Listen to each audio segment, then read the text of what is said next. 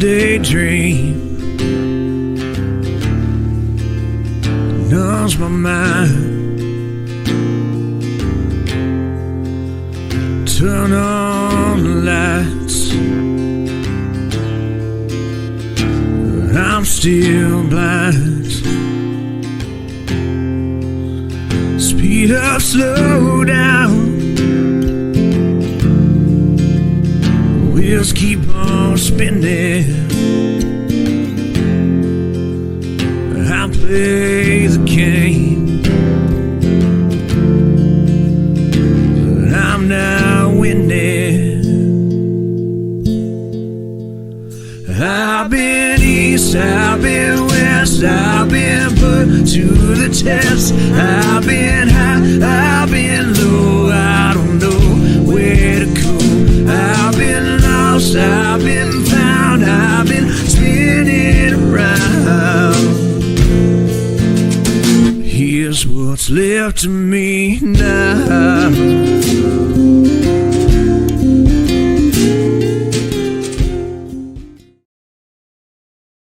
Hello, everybody, and welcome to Into the Weeds podcast here on Military Broadcast Radio. I'm Amber. And I'm Alora, even though you can't see me. Just gonna have to trust it. Yeah, today, sorry about the technical difficulties, but we're having some issues with our internet. So you're just getting our avatars tonight. Which will... Your eye's gonna break. What? I said their eye's gonna break. Oh, okay. Yeah, I'm just playing. Anyway. Okay, so we are going to have a really great show for you tonight. We have two guests tonight. Mm-hmm. We have 1980 Millennial Commentates, and then we also have a repeat guest, Toddie One Skip. So we are going to actually bring up 1980 Millennial right now, and we are going to get to know her a little bit. And then we will bring Toddie up after that, and we will start talking about Gypsy Rose more and about all the weird stuff that happens in the Gypsy verse. See, I thought this was more of a fancy stream. Well, it's gypsy, fancy. I mean, it's kind of all of it, you know. And by the way, if anybody is wondering, I already had these two interviews lined up before Nina and before Fancy posted videos about us. I mean, Nina only said about Fancy. She was talking about Fancy. But regardless, the situation, yes, yeah. She really wasn't talking about us. So the situation popped off again right after I had booked these two ladies. So we're just going to kind of talk about it and just get into it. So without further ado, we are going to have our interview of the week, 1980 Millennial. Interview of the week sponsored by LTD Tactical.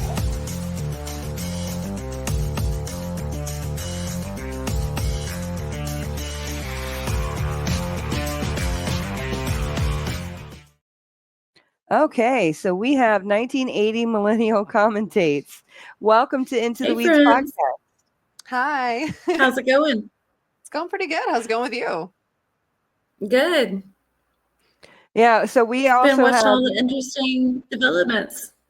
Yeah, definitely. Yeah, we also have an internet lag as well, so please bear with us, guys. We're trying our best. And you know what? They honestly, Toddie and Millennial have both been saints putting up with our internet problems for the past hour. Yeah, no doubt.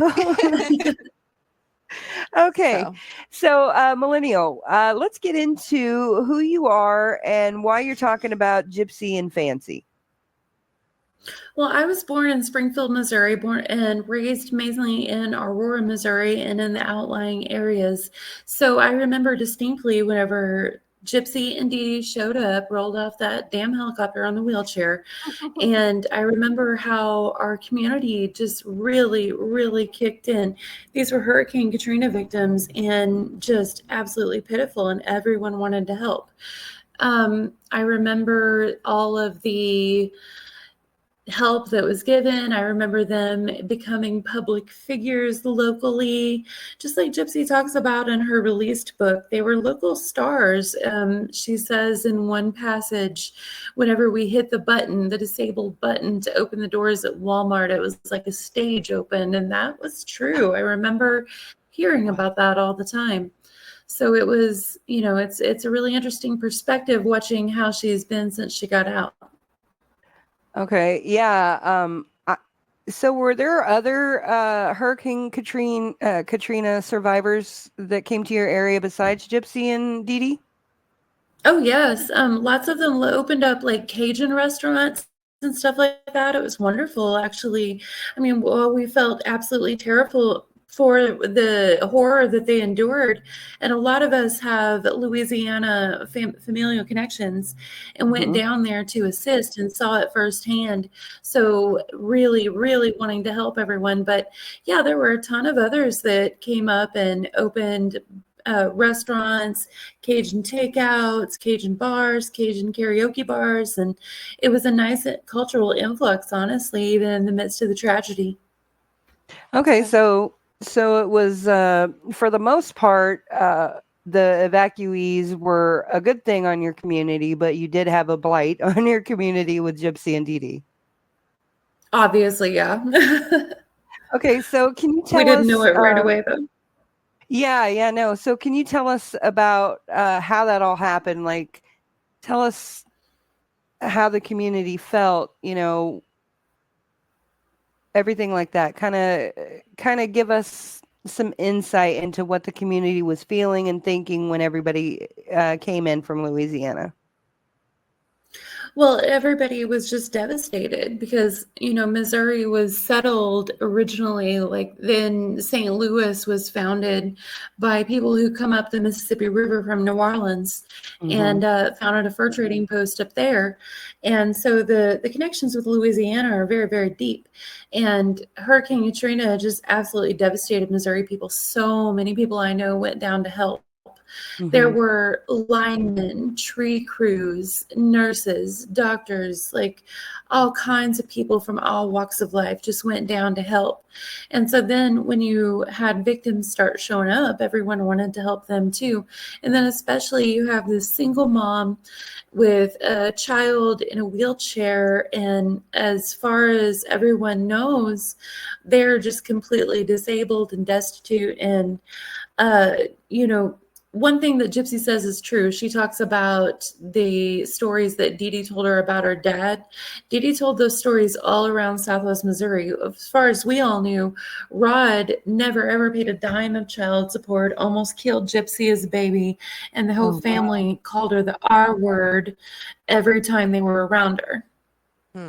Oh, wow. Okay. So so they came in basically as local celebrities, and they set up a residence until the Pink House in Springfield was built for them. So can you tell us? Right. I know that you know people who knew them. Did you know them personally? No, I actually avoided meeting them, and I felt extremely embarrassed and ashamed of this at the time because I knew, many other disabled people that I didn't feel the slightest bit uncomfortable around at all. But every time I saw Gypsy and Dee Dee, I did feel uncomfortable and I didn't understand why. And even though I had friends constantly saying, "Oh, you got to meet Dee Dee and Gypsy, you got to meet Dee Dee and Gypsy. They're so wonderful, so inspiring. You'd love to talk to Dee Dee." And I just avoided it and always made excuses. And if nothing had ever happened, I never would have said that I avoided it because that's something I was ashamed of. Yeah, it sounds like you had some sort of intuition you didn't know about. Kind of seems that way now. Yeah, definitely. Yeah. So can you kind of tell us what they were doing while they were in your area? What the people that you knew helped them with, and stuff like that? Yeah, the second they arrived, Dee Dee was fundraising. always fundraising. It was always, I'm a single mom, Gypsy's gonna die. That's something she said constantly, that Gypsy wasn't gonna live but for a few more years, and that was the reason for the Disney costumes and all this stuff. And so we all thought that initially that Gypsy was gonna die in no time, and everything just really needed to be given to this horribly sick child in the last years that she had. Now, I at times questioned things and got severely jumped on by people that I deeply love, because they deeply believed, and like I said, I hadn't met them, so I wasn't under the spell. And like when the snow jumping video, when I was shown that, I said, but she's moving her legs. And they were like, well, yeah, she has muscular dystrophy. She's not completely paralyzed. Now, Dee Dee told a lot of people that she was completely paralyzed, but she couldn't hide that from the immediate neighbors, because Gypsy couldn't keep still all the time. And they were, so I was jumped on for being extremely insensitive. Like, well, how dare you question that someone might need a wheelchair part-time, was how that was put to me. She has muscular dystrophy and her muscles are very weak, but it's not like she can never move them. Well, and then, years went on, and then there was another time where I was shown another video, and I was like, but wait a minute, I didn't think she was going to live. I'm sorry, but I didn't expect Gypsy Rose to still be alive. And they were like, well, yeah, it's a miracle because of the care she gets here. A wonderful miracle. And once again, I was treated like, how dare you? And so, that happened to a lot of people in the community. That's why that one doctor who said he was told, you better treat them with golden gloves. That seems crazy at that medical level, and I don't condone what he did, but I did experience the same thing in the community, that you best not question them. Everybody believes, everybody loves them. You won't get anywhere with that. Oh, wow. Yeah, but it's understandable. I mean, like, no, I get it. People, you don't want to question people, and automatically assume that people are lying, especially about something that serious. But I mean, like, sometimes you just yeah, sometimes they are, unfortunately. Yeah, I have some ability. Now, it doesn't always work. And sometimes I ignore my ability. But sometimes, I get a feeling off and I steer clear away from them. Sometimes I get that feeling and I'm like, oh no, I just need to give them the benefit of the doubt. Yeah, we noticed. We'll get into that later. We're getting too quick with that one. Yeah. Okay, so can you give us some examples of your friends or family, people you knew who helped Dee Dee and Gypsy? Yeah, so I can't remember a lot about the place that they lived in Aurora while they were waiting for the Habitat House, but I remember that they were just always needing something, always needing repairs, needing manual labor of some sort. And I remember my friends and family that lived next to them often, like, these are not wealthy. These are blue collar, hardworking people who don't have a lot of time off and don't have a lot of cash to spare. And just so often, like, their only day off or whatever, just, I wanted to do this or whatever, but you know what? I'm going to help Dee Dee and Gypsy. Or, I was going to buy this, but you know what? I'm going to help Dee Dee and Gypsy and give them cash. And Dee Dee just keep taking it. Standing there grinning and taking it. Kind-hearted people very much being taken advantage of. Yeah. And so we go to my husband and I go to a church in a small town, and I have never seen people so giving and so mindful of the community before. Yeah, Missouri is not a perfect place and has, it's kind of wild and has its own issues, but the people are very, very giving. Whenever certain people talk about, how horribly corrupt Missouri is, it's like they're not. There are problems, but there's no way that Dee Dee and Gypsy could have ran the scam and con they did if this wasn't an amazingly giving community. Yeah, I would say, I definitely think there's a possibility that there might be some higher powers that are more corrupt, but as for the actual individual people that you're going to be interacting with every day, they seem to be a lot more community focused and driven than definitely where I'm from. Exactly. So they care about what's going on in their own neighborhood. Yeah, you have to definitely separate the, I guess, higher power, for to use the easiest word. There's a difference between the higher power and then just normal civilians. They're just doing our thing every day. So, yeah. Right. Yeah. Okay, so we're going to take a break, and then we're going to bring Toddie up and let her ask you any questions she has, and then kind of get into the weeds and start talking about all kinds of stuff. Yay. So we are going to listen to Bible and the Braves by Dawson Edwards, I believe is his name. Sorry. I just had a brain fart. Okay, so we're going to listen to that. And when we come back, we will bring up Todd into the weeds.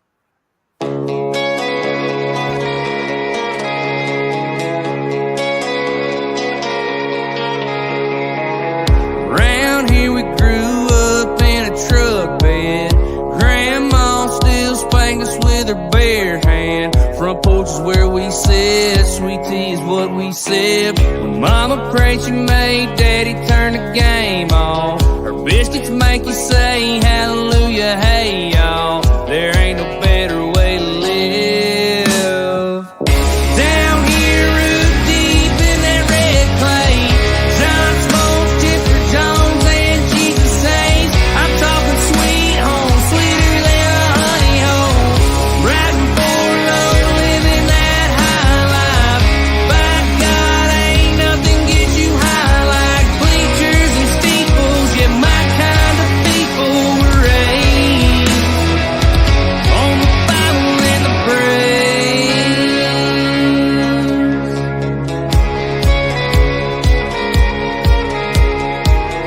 Go dogs, roll tide balls and Seminoles. Rowing Saturday fist when the whistle blows. We got more in common than we don't. 'Cause down here root deep in that red clay. John smokes, Chipper Jones, and Jesus saints. I'm talking sweet home, sweeter than a honey hole. Riding for low, living that high life.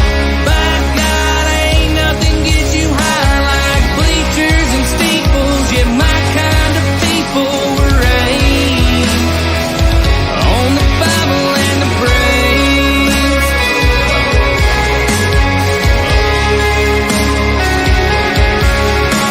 From dogwoods to diesels, yeah, my kind of people were raised. Down here root deep in that red clay. Hank Aaron, Hank Jr., and Jesus say, I'm talking sweet home, sweeter than a honey hole.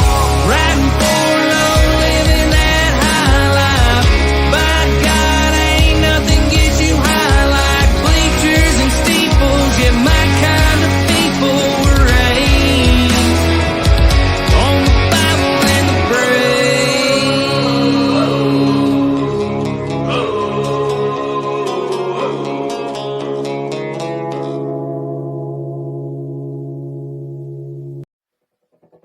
Tune in to Clado's Cacophony of Sound every Saturday night from 9 p.m. to 12 a.m. Eastern on Military Broadcast Radio at mbradio.us or on Twitch at DJ_Clado. MBR, giving veterans a voice.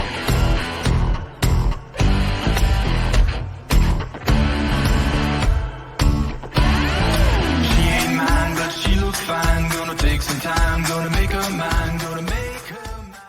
Opinions expressed in this program are those of the speakers and do not necessarily reflect the views or positions of any entities they represent.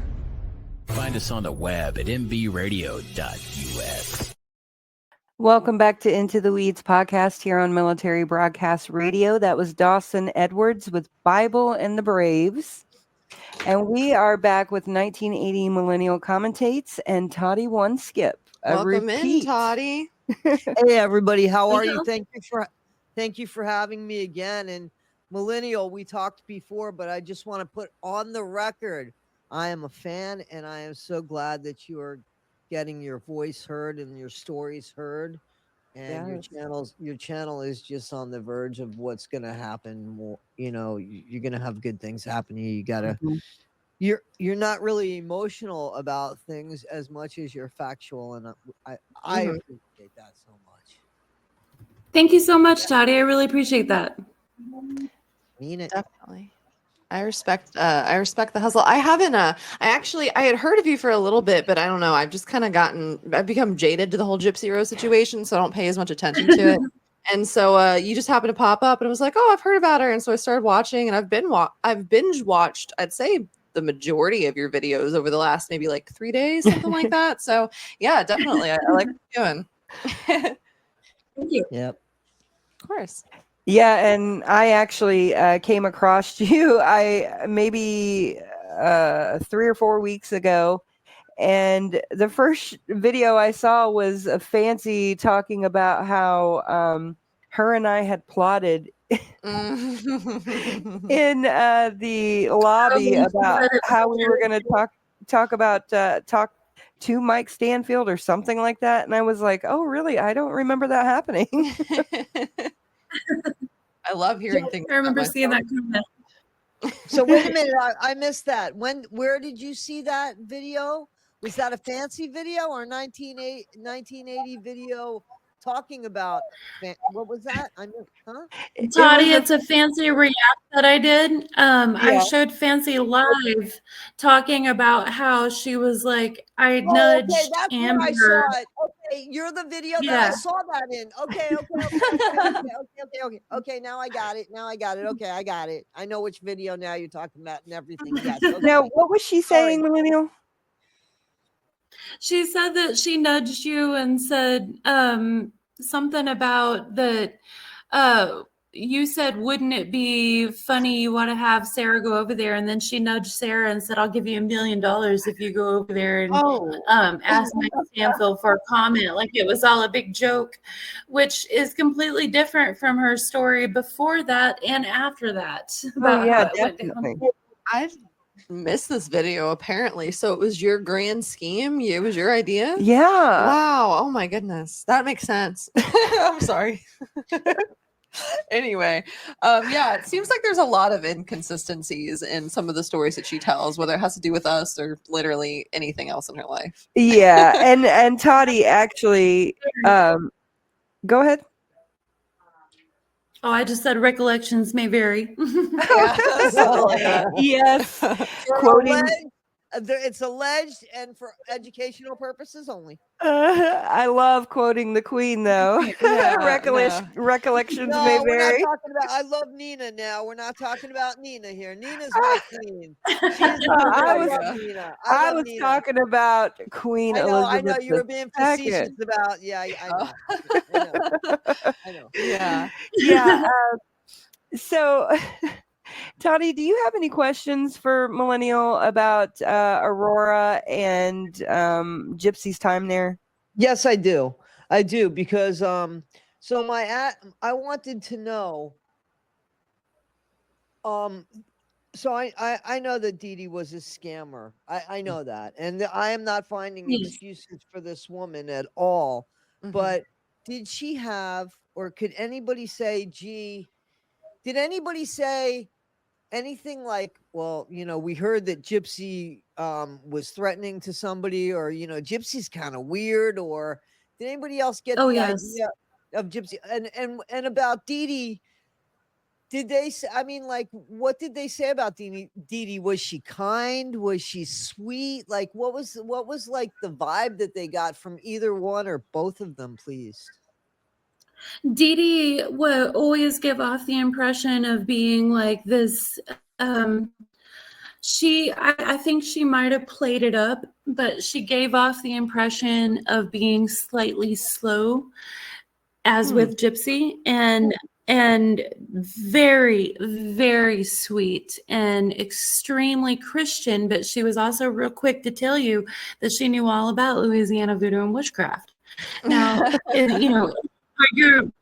a 1980 millennial. I grew up in the 90s. Everybody watched Charmed and wanted to be a witch and a Wiccan. And so whenever Dee Dee and Gypsy, oh, exactly, yeah. And I was all into that. And when Dee Dee and Gypsy moved in, my family members who were next door neighbors to them in Aurora wanted me to meet Dee Dee because they told Dee Dee about me and my pagan stuff. And they're like, oh, you need to meet Dee Dee. Like, she's a Christian now, but she knows all about that. She would love to talk to you about it. And like I've said before, I would have never admitted this because I didn't understand the reason and I was super ashamed of it, but I didn't want to meet them. Something about them super creeped me out. And I was very ashamed of that because it was seemingly a disabled girl and a poor single mom. And I had plenty of disabled friends I didn't feel that way about. So I was very ashamed to feel that way and didn't understand it. But I never met them personally because of that feeling. I avoided it. Yeah, well, you don't ever have to have a reason to not like somebody. And I know that's that's a gut instinct, isn't it? It's a gut instinct, yeah. Yeah. I mean, it doesn't mean you have to publicly say you don't like them, but if you just want to keep it in the back of your brain, I mean, a lot of times you'll be a lot more right than you think. So I have another question, if it's okay. So what is the attitude of the people now? Is the attitude of the people now so angry still at Dee Dee that they kind of say, well, she got what she deserved, or what's the impact? Dee Dee? You know, I mean, like, what's the attitude? What's the attitude of the people now? Because they got taken advantage of. Listen, a lot of people did without something because Gypsy got 5 fucking wheelchairs. Pardon my language. I'm so sorry. Right. No, you're good. No, because of 5 wheelchairs, right?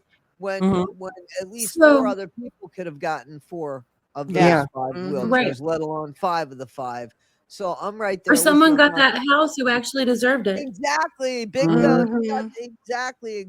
Someone from my community who actually needed it could have had that house. Exactly. So what is the attitude of the people now? And has anybody said, millennial, boy, you were right? Well, actually, the attitude of the people now is one of the reasons why I started my channel. I kind of felt like I would just scream out into the void, because the attitude of the people now is they carry mostly a huge burden of guilt, because after they stood there at that vigil for Dee Dee, just freaking out that the sweet sacrificial lady had been murdered, all of a sudden they realized all that time and money and help they've been given to her that she just took, grinning into her hand, was fake and not needed. And then they realized Gypsy wasn't off being tortured and murdered, that she actually did it and was an accomplice the whole time. And they feel a huge burden of guilt because they feel like they didn't see horrific abuse that created a monster that got Dee Dee murdered. And I feel like that burden of guilt is not exactly warranted. And that's one of the reasons why I started my channel, to try and put a calmer voice out there of the opposing view, because I know a few of those people have went online trying to see the other side of the story because of the huge burden of guilt they carry. And they see Fancy screaming like a crazy person, and they're just like, oh, I see why Gypsy sued her, and go back to carrying that huge burden of guilt. Yeah, but let me say this. Let me just say this if I can. And because this is one thing that I disagree with, that I just want to say. I don't think that Gypsy was an accomplice as much as she was the mastermind behind it. Had she have not said anything to Nick Godejohn and groomed him for 2 years. Well, I'm an accomplice to the fraud, Toddie. Fraud, yeah. Oh, okay. I'm sorry. Oh, an absolute accomplice to the fraud. Yeah. An absolute accomplice to the fraud. 1,000,000% would be there. Yeah. Yeah. I definitely think, like, Dee Dee must have been abusive in some form or fashion. Like, I feel like there's no way around it that there was like some uncomfy dynamics that if I saw in anybody else's household, I'd be like, no, that's not cool. But at the same time, like, yes, you are a product of the way you're raised, but there's so many people that come out of that sort of thing and don't turn out just as bad or potentially even worse than the person that raised them. You know what I mean? And it's like at a certain point in time, like, yeah, maybe that's all she knows, but you know, there's plenty of other people that know nothing but abuse or whatever, and way worse than this people I'm sorry. you know? But Oh yeah, what's up? let me ask you, Alora, right? That's who's talking right now. Yeah, sorry, it's kind of hard to tell. No, that's okay. That's okay. So, what do you think? What kind of abuse? Like, what do you mean by abuse? Are you talking? Do you think what kind of is it? Are you talking physical abuse? Are you talking that her head was shaved? What kind of abuse are we talking about? Are we talking about her being chained? Why couldn't she leave? Like, what kind? So, I just want to get clear. Like, what kind of abuse? So it's not that I don't think that she could leave. I mean, she was my age, or she was like a couple months younger than me at the point that she committed the crime. Okay, so like she was old enough to have to figure her own thing out. It really does seem like she was able to escape, and then she went back more out of convenience or more out of this or that reason or whatever. I definitely think that like she's not a good person. Gypsy is. But as for Dee Dee, I mean, just raising your daughter, at least in my opinion, and I could be wrong. I don't know the situation. I'll talk about it, but we weren't there. But I think kind of raising your daughter to be a con kind of constitutes as some sort of abuse, in my opinion. Like the way that she raised her, you know, that's kind of more my thought process. Yep. With the lack of ethics and morals, I 1,000,000% agree with you on that. I just wanted to understand what you meant by it. Yep. Yeah, abuse is a really broad term, and there are some times where in my own life, unrelated to anything Gypsy related, where I've used the term and it's like, yeah, it technically constitutes that, but I also feel guilty using it because it's not as bad as other abuses and stuff like that. It's like a really hard term to use sometimes. So I think just in the way that Gypsy turned out, I don't think that if she had a genuinely good mother, I don't think that would have happened. But regardless, I know a lot of people that are similar to, you know, Dee Dee, even if you use the Munchausen by proxy theory, which, you know, I don't believe, by the way, but, you know, I know people that are kind of like that too. You know what I mean? It's like, it's just complicated, you know. Well, let me tell you this. This is what I believe as fact. You can check it out. And there, it wasn't Munchausen by proxy, because clearly we can't diagnose this, and we'll never be able to diagnose it. But let's say it was. She would have been the first person to unalive the person that had the Munchausen. So you see how many people would have been able to walk away from the situation. So I'm not saying that she wasn't, you know, listen, even if she was in, and now things are coming out that she was in school and such, you know, and that she actually went to some sort of school up until the 2nd grade. It's abuse, in my opinion. It's abuse, in my opinion. When you take your kid out of public school and don't allow them to socialize and get that part of the definitely well-rounded. So I am right there with you as far as that. But people should never believe that a narrative that Fancy spoke on, and she spoke on this in mainstream media. And now I put out a video that asked her, can you please at least put out a video of you talking like that in mainstream media, and then saying, listen, you got it wrong, because that might make a difference to Lifetime. I would try. Listen, if I started a narrative that I found out, oh my God, I was wrong, I would do everything in my power to stop the train and try to get it on another track. I feel responsible. I saw that. I'm sorry. I saw that video, and I completely agree with you, Toddie. And I think that was great. But I wondered if I could jump back to your point about the being restricted from school. Yeah. Please. So I was homeschooled in Southwest Missouri for religious reasons, and so were a lot of my friends. A lot of them were Amish. And so I somewhat agree that it is kind of abusive to restrict your children from normal socialization. I don't totally, because I experienced that. And, at the end of the day, it wasn't cool, and I didn't like it. And a lot of us didn't like it. A lot of us ran off from home before the age of 18. Well, you see, the issue there, Millennial, is that I'm with you. We've been killing mamas. but right away, I'm sorry, but right away you're mentioning the word friends with these people. And I know that Gypsy did not have that, so your parents made sure you still had the social skills of making friends and you know what I'm saying? And she never had that, but I don't. And that's an area where we agree that was kind of abusive.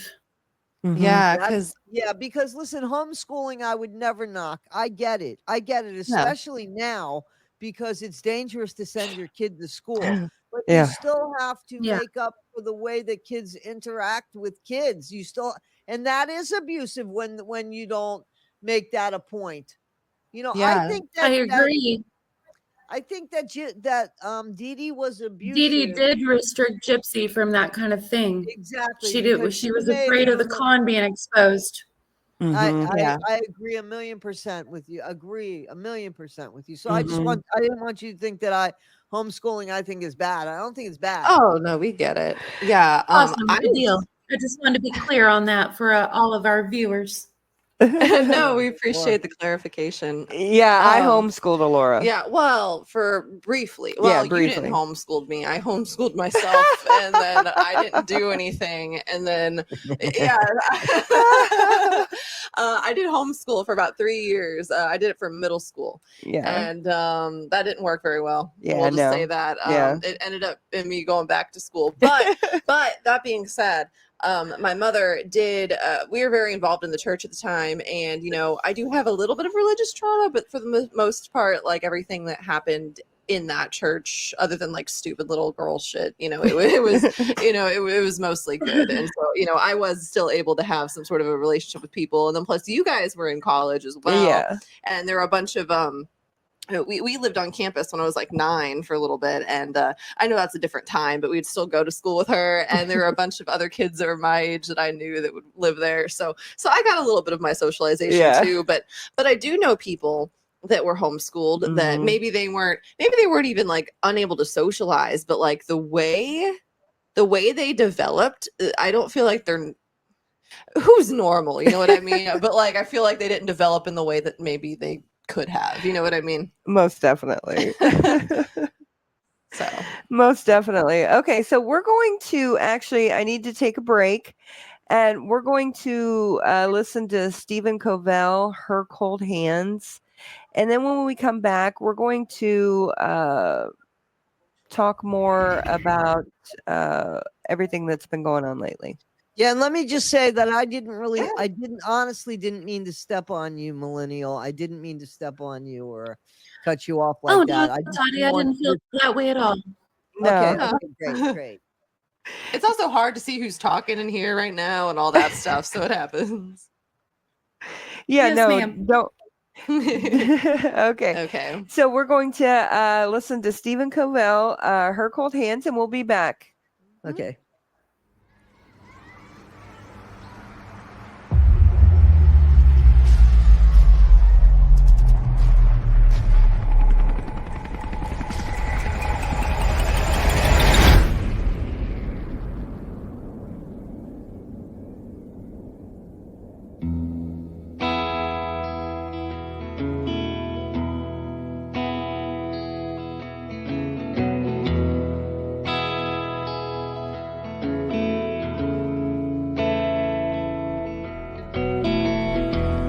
I flirt with death.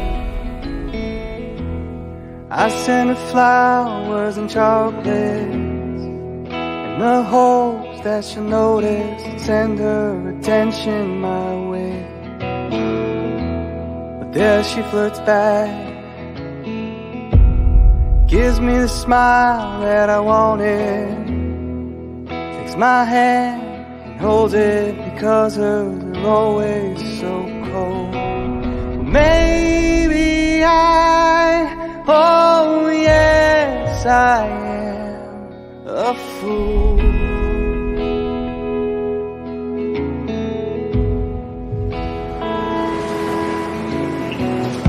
I go steady with them,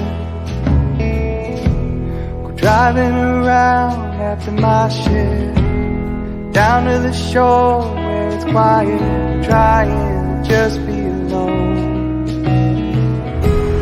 There snuggles up, wraps herself around my neck.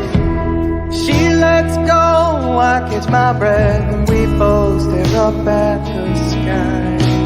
'Cause underneath the stars we both feel small.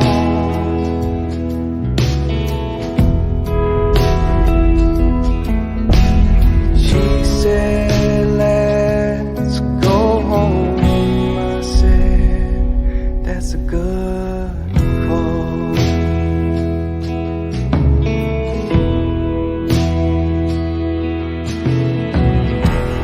And I finally get,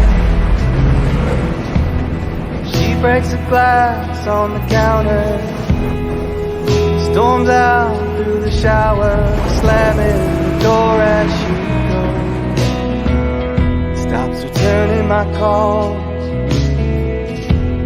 Well, I got a note pinned to my door, so baby I'm gone and I'm sorry, maybe the timing was wrong. Well, I won't lie, I still dream about her, I do.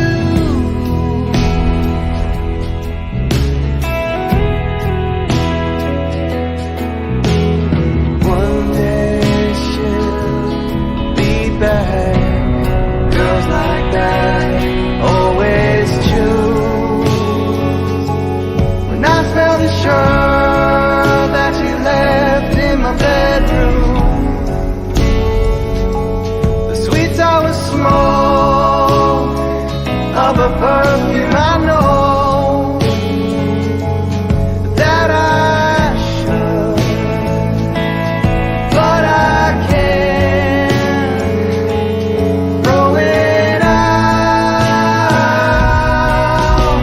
'Cause I won't lie, I still dream about her, I do.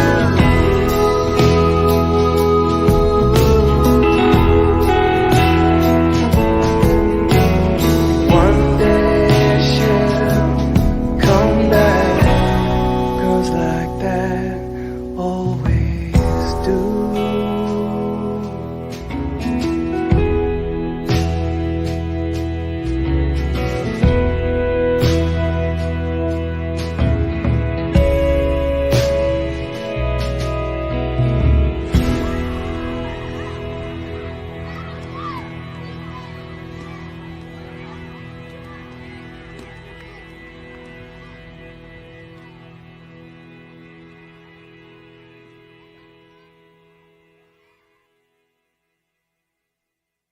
Opinions expressed in this program are those of the speakers and do not necessarily reflect the views or positions of any entities they represent. Find us on the web at mbradio.us. Welcome back, everybody, to Into the Weeds podcast here on Military Broadcast Radio. We are with 1980 Millennial Commentates and Toddie One Skip. And that was Stephen Covell, Her Cold Hands. And we also changed our avatar picture, if you're wondering. Yeah, sorry. The last one was Prince Harry. It was an AI photo that you did. Yeah, it was an AI photo I did from his book. You know, for the record, I just have to throw this out here because I feel like this is a more appropriate time to do it than other ones. Love my mom so very much. Respect her. This is her podcast. We do what she wants, and I respect that. But I have a visceral reaction to any sort of AI. I can't stand it. I think it's horrible, but I love my mommy, and I support her, and she, you know, it is what it is. There you go. But anyway, What? so what was that? I said, you do what you got to do. Yeah, no worries. Yeah, and No hate, it's fine. and I started this podcast with MBR because I wanted to relearn how to think and speak again, because for 6.5 years I was in a bed with severe migraines. So yeah, Oh, wow. yeah, it was a lot. But so yeah, I rely on things sometimes to help me out. No, I understand and I respect it. That's okay. But yeah, and that's also another thing that I feel like maybe people might forget with all of the circus that has been the last few months is, you know, she's on here. She is a military disabled vet that has all kinds of issues. She's sick all the time, and she's just trying to re-enter society in a way that she feels is productive. And that's really all this is. And like, I understand that like some mistakes we've made, or maybe certain things seemed clout chasey or whatever, but that's all it is. She's just trying to like do cognitive therapy, and I'm just along for the ride. There you go. There you go. Yeah. So that's where we're at right now.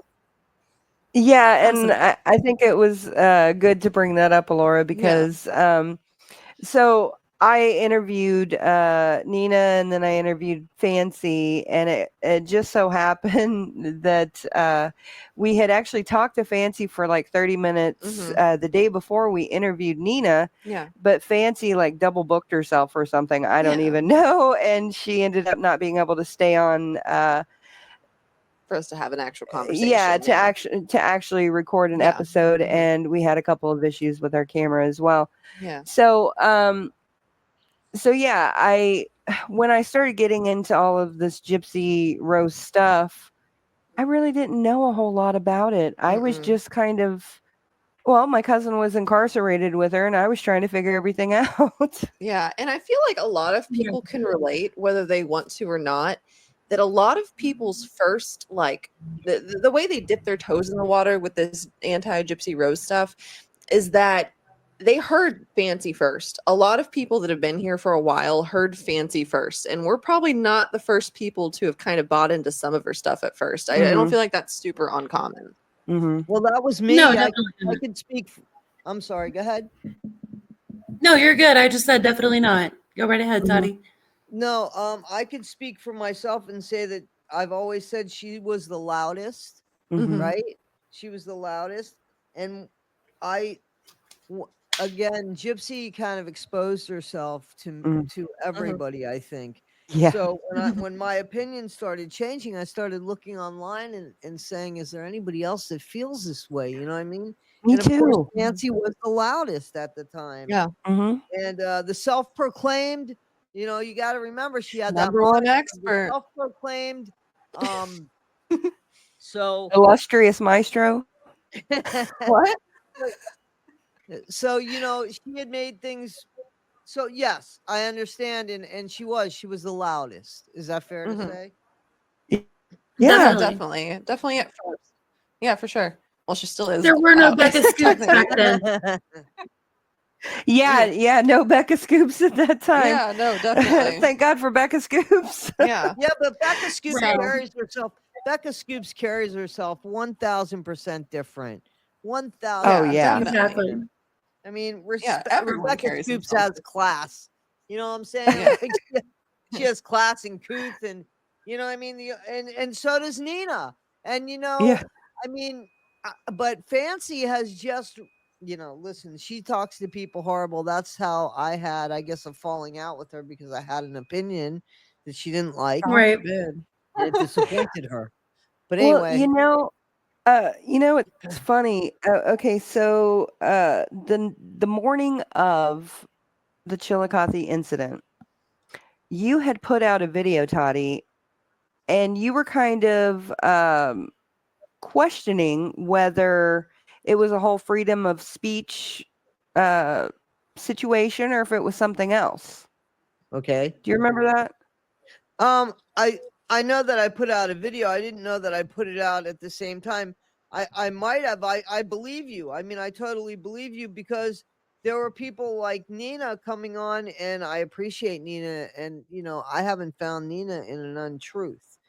So, and I've already heard stuff about, people had already written to me stuff about Fancy, but nobody's gonna decide for me or make me decide who somebody is. They have to show me that. And Yeah, you make Fancy showed me that when she started yelling at people after they gave her money. And I felt responsible for the people that I sent over there. So, Well, go yeah. ahead. So the morning of the Chillicothe incident, I was getting ready. I hadn't really slept that whole night, maybe 30 minutes. And so I was getting ready. I was taking a shower and I was listening to your video, and I was going to bring it up to Fancy when I saw her the next time. And so I get down there into the lobby and I ask her after we'd been sitting there for a minute, and I was like, did you see Toddie's video? And I was going to ask her, what she thought about it. And she said, oh, no, I don't have time for that. Well, unbeknownst to her, I had looked at her phone and your video was sitting there and it was halfway watched. What a liar. She just tells a bunch of untruths. I didn't even know. And I'm flattered to know that. Listen, she thinks she is. The thing about Fancy is she will never grow in life if she doesn't realize she's making mistakes along the way. We all make mistakes along the way. It's, you got to own them and go. But Fancy is not willing to blame or take any responsibility for anything. And yet she is the first one to point her finger and be so disrespectful to those people that ask her a question that is in contrast to what she says. Yeah. And if that's how flimsy your argument is, man, you're in trouble. So I'm not gonna, buddy. I really will not. I'm sorry. I couldn't hear you. Oh, sorry. I'm not going to diagnose anybody. I'm not qualified to do that. But what I will say is I find it very interesting. Gypsy's narcissistic trait doesn't seem to be able to reflect on her own. You can have traits of things and not have, something. So that's all I'm saying. But it just feels like she's unable to self-reflect whatsoever. Yeah, that's for sure. That's for sure. How can we have a lot of similarities? Yeah, Millennial, can you kind of what'd you say, Toddie? No, that wasn't me. Millennial, she said something about Millennial. Come on in. Come on in. Oh, I just thought there's a lot of similarities in Fancy and Gypsy. I mean, first off, they both published transcript books this year. That's a thing. In the overall attitudes, there's actually a lot of similarities, and a lot of similarities in Fancy and Dee Dee. I think there's a reason Fancy rides so hard for Dee Dee. You think there's a reason Fancy what? I'm sorry. I feel like there's a reason Fancy rides so hard for Dee Dee. She relates to her in some way. I don't completely understand it, but it seems clear watching her videos. I think she feels guilty because she helped spread a narrative that was untrue about that's Dee Dee. giving her a lot of credit, and I hope you're right, Toddie, honestly. I think you're absolutely correct. I think you're absolutely correct. I think it go either way. Yeah. It has to be a little bit of both, Yeah, and Millennial, so we've talked about why you talk about Gypsy, but why do you talk about Fancy? Well, Fancy, it always irritated me to think that, like I talked about earlier, the local people who were scammed by Dee Dee and Gypsy and then left traumatized by the murder feel a huge burden of guilt that I don't think is completely warranted. But when they go online to try, if they tiptoe out to try and find an opposing voice, what they find is Fancy screaming at people acting crazy. And so I wanted to start making videos exposing Fancy as well, because I felt like there needed to be a calm voice out there saying, hey, this Gypsy Rose stuff isn't all it's cracked up to be, but you know what? Neither is this Fancy lady. Oh Mm. yeah, she ain't cracked up to be much. I'm sorry, but No, and actually, Toddie, a couple of days ago, when she started going after you in her live or whatever she was doing, I was like, "Oh my gosh, she's going after Aunt Toddie. She can't be doing You that." are such a weird person to go after. Like, I mean, granted, I haven't seen 100% of your videos, but from everything that I've seen, you're nothing but respectful. Yeah. You're nothing but kind. I have never heard you say anything that I've, had a problem with. You're such a weird person to go after. well, no. So I really thought that I got in her. I thought that it was an already streamed live. So that's what I thought it was. So when I got on, I didn't realize I was getting on a live. I would have gotten on anyway. Doesn't matter. But anyway, so then right away she commented, and I was like, "Oh, I guess it's actually alive." That's what I said to myself. And so my thing was, she was beating up somebody about. Oh no, I'm sorry. She wanted a Dee Dee's law. A Dee Dee's law. Fuck you. Like, who are you to scream about a Dee Dee's law? And who are you to try to run something? Because last time you ran something, you got somebody on a kidnapping charge. Like, what the hell? And Now, I wrote that because I wanted to make sure that everybody knew if you're going to support her, this is what happened last time. I hate to see another person get up on another charge. Like, so I want to know about that damn kidnapping charge because that to me is a mess. Like, how dare you do something like that to somebody? How dare you do that? Well, that's horrible. Yeah. That's when I realized she the was kidnapping absolutely charges. Yeah, the kidnapping charges when I actually really started making videos about Fancy. I'd made a few before for the reason I said before, but then after the kidnapping charge and then getting a public defender, I was like, oh my God, like she's just coming to my state and draining resources with nonsense related to Gypsy Rose when Gypsy Rose and Dee Dee already drained our state of resources with nonsense. Like it's just a continuation of the victimization.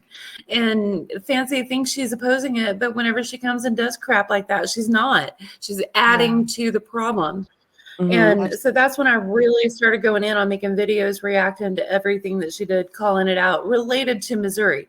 She talks about other things not related to this. She talks about the Delphi murders and stuff like that.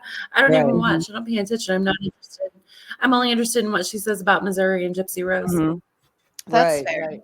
And I have a question, Toddie. So I did hear her say the word Dee Dee's law, but I just honestly I can't listen to half the stuff she says. Would you mind elaborating for our audience and for me what like she was even wanting there? I got to be honest with you. That's all I heard because you know what? So I'm not sure what it is, but I would assume, I would think, I don't know. I mean, I don't even want to guess. No, that's fair. To I me, respect it.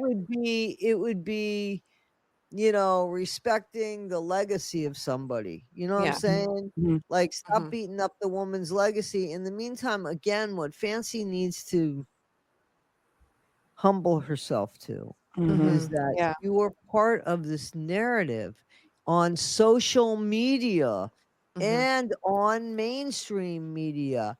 You stop turning around and looking at other people who might have gotten something right or wrong. Who cares?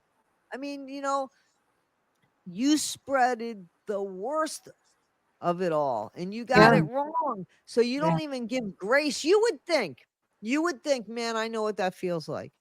I know what that feels like. Let me show grace here because I would have liked to have had that. And Fancy doesn't do that. And that to me shows me, you don't deserve my grace. You don't deserve that. And who again are you to say that you want to start something and have people are you credible? What did you do from last week to this week that makes you credible of not losing it and representing yourself in a way that people will listen to you? You haven't done anything, and you're busy bashing people that I really have respect for and like, and have actually, have gone out of the way. Like she goes after sometimes these smaller channels that is like, wait a minute, you know what I mean? Like, Hold on a second. Why? First of all, because she's bullying. I mean, that's Mhm. bullying, right? We were all smaller channels. We all started from smaller channels. Come on, you know what I mean? So, and I think that I think her resentment is I found all this information out, and everybody's taking it from me, and you know, now nobody's listening to me. Well, nobody's listening to you, Fancy, because you're hard to listen to. Mhm. And you know, you didn't find everything because now people started finding things on their own. You know, it's long enough that Wrong people Dan started Glidewell. finding things on their own. What's that? She had the wrong Dan Glidewell that whole time. Exactly. The Mhm. wrong Dan Glidewell, and I never heard her say, "Oh, I was wrong. I'm sorry." Yeah. I did hear her bash somebody else about getting a wrong Dan Glidewell. Oh, and this Brian, like this Brian. Okay, Yeah. glad that you know about this Brian. What else? You should have known that Dee Dee didn't deserve what she got, dumbass. You know what I mean? Like, stop it. Just stop it. Yeah. You know. You know, and even Morbid last night on his show, he showed a picture of Dee Dee and Gypsy, and Dee Dee was dressed up to be a bridesmaid in Christy and Rod's wedding. Really? Yeah. Oh, I missed that. They Really? That's liked wild. her. Like they liked they were her. friends. They Didn't liked they call her. her? Aunt Dee Dee Yeah. or something like Yeah. that. Yeah, I I was gonna say, apologize. yeah. I shouldn't have called Fancy a dumbass, but I don't like bullies, and I don't think that it's fair that she wants people to give her grace, but she shows no grace. I've got a problem with Yeah. that. So, but I No, shouldn't have called actually- her name. Absolutely. Yeah, and shouldn't have called Well, actually, this is. go ahead. I'm sorry. Go ahead. No, you go ahead. This is slightly off topic, but I put out a video the other day that Gypsy Rose's first public defender was Clayton Baker.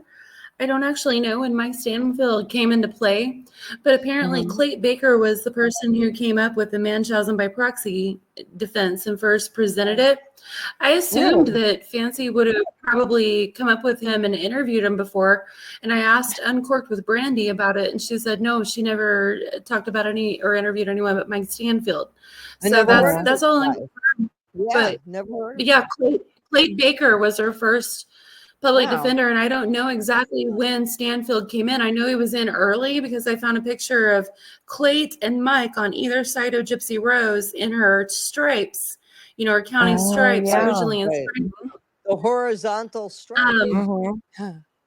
Yeah. So, but Clayt was actually the first one to come up with the or to accept at least the Munchausen by proxy possibility. And whenever the Springfield News Leader gave their statements from Gypsy Rose's attorneys, Clayt was the first person that I can find that they quoted saying that they weren't going to go by non guilty by insanity, but they weren't ruling out Munchausen by proxy. Wow. Jinx, you almost- The things I you don't even learn. jinx it. The things Fancy didn't tell us. Yeah. Wow. Wow. You know, and that's the thing. And normally so Fancy has been a guest on this podcast. And normally I would not bash a previous guest, but she started it. Right, Yeah, right, for the right. record, if anyone ever wants to talk to us, even if we end up having a disagreement, anybody that we could possibly have a disagreement with, I feel like is on a totally different level than Fancy. Okay. Yeah. Anyone that we could possibly have a disagreement with wouldn't be publicly doing the crazy off the wall stuff that Fancy's doing. So for the record, we don't just go and end up talking crap about everyone that we have a disagreement with. There's people in this community and outside of this community that we like more than others and blah, blah, blah, blah, blah. But it's none of our business. We don't care. We're not going to try and like take viewership away from anybody because of anything dumb. It's just Fancy's literally like using the law, she's using resources, she's using all this stuff to her advantage and screwing over other people in the process. And that's the only reason why we're talking about her. Yeah, and I actually wanted to make the point that I feel at one point I truly believed that Fancy was the expert on Gypsy Rose. But after hearing what she has to say about me and Alora, and this new conspiracy theory that she has that all of the people in the military are against her, and that my trip to Kentucky was really like a side quest to like entrap her or something. I've gotten to the point where I don't trust anything Fancy says anymore. I do not believe she is the leading expert in the Gypsy Rose case anymore. And that is only from her own doing. Yeah. Well, she got it wrong, didn't she? Yeah. Exactly.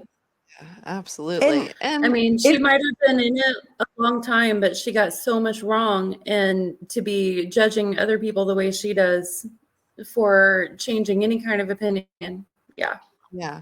Well, and just the fact that she literally like makes up conspiracies like every other week or something like that. Okay, real quick, just so everyone can be on the same page. At the time of recording this, we have like 320 something subscribers. Okay? Actually, we have more because Toddie actually, I think, threw some subscribers our way. So thank you, Toddie. We appreciate Oh, not that. a problem. You guys are the best. You guys are the best. Well, we Thank appreciate you. it. But Got the regardless, daughter duo going. We got you. but regardless, we're a very small channel. And I mean, like, she has come up, or at least it is my understanding that it seems like she is implying that either the Blanchards or Lifetime might be paying us off to screw her over. Must be Is nice. that what I'm getting from it? I watched one of your videos, Millennial, and that's how I perceived it. Maybe that's not how it came off, but how would you perceive how she's painting the situation now? That's how it seemed, but honestly, I have a hard time interpreting everything Fancy says. I react to the crazy and commentate on it, but I can't make sense of it all. Yeah. I just want to make sure I wasn't hallucinating that. And I could even be wrong. Fancy, correct me if I'm completely wrong.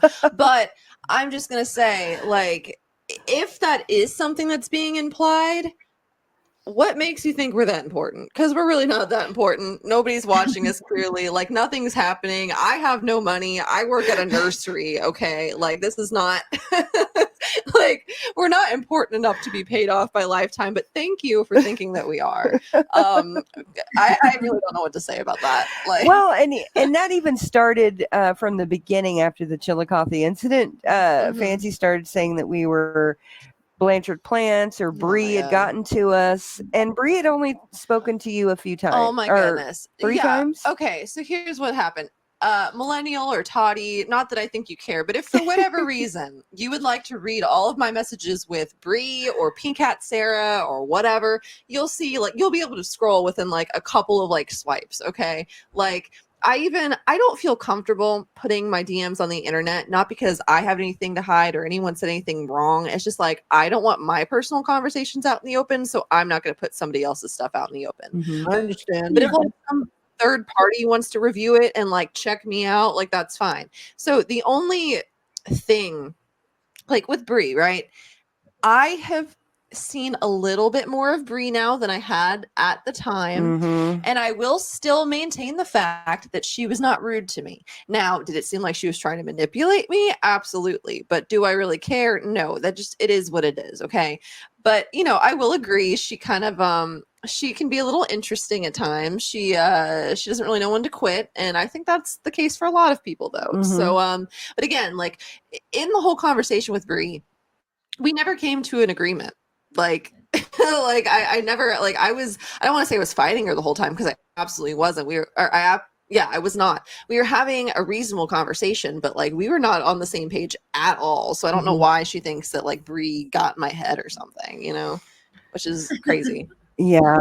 Yeah. And we only bring that up because it's just so frustrating. It's like, come on, seriously.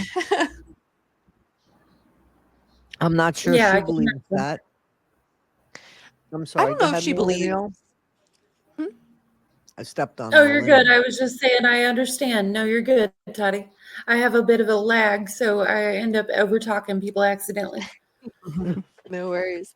I just don't know. think she believes it. I think she's trying to throw a distraction out there. Yeah, For other people absolutely. to believe it. I don't think she believes half of the stuff she says. I think she Yeah. throws a bunch of stuff at a board, and whatever sticks and whatever gets the most attention is what she's going to go with. And it doesn't matter if she's saying one thing 1 hour and something else the next hour. It doesn't matter if you take 2 different clips of her saying 2 polar opposite things together. She's still going to find a way to tell you, no, I was right the whole time. And that's something I Exactly. find very worrying. And Yeah. convince her of that. Mhm. Yeah.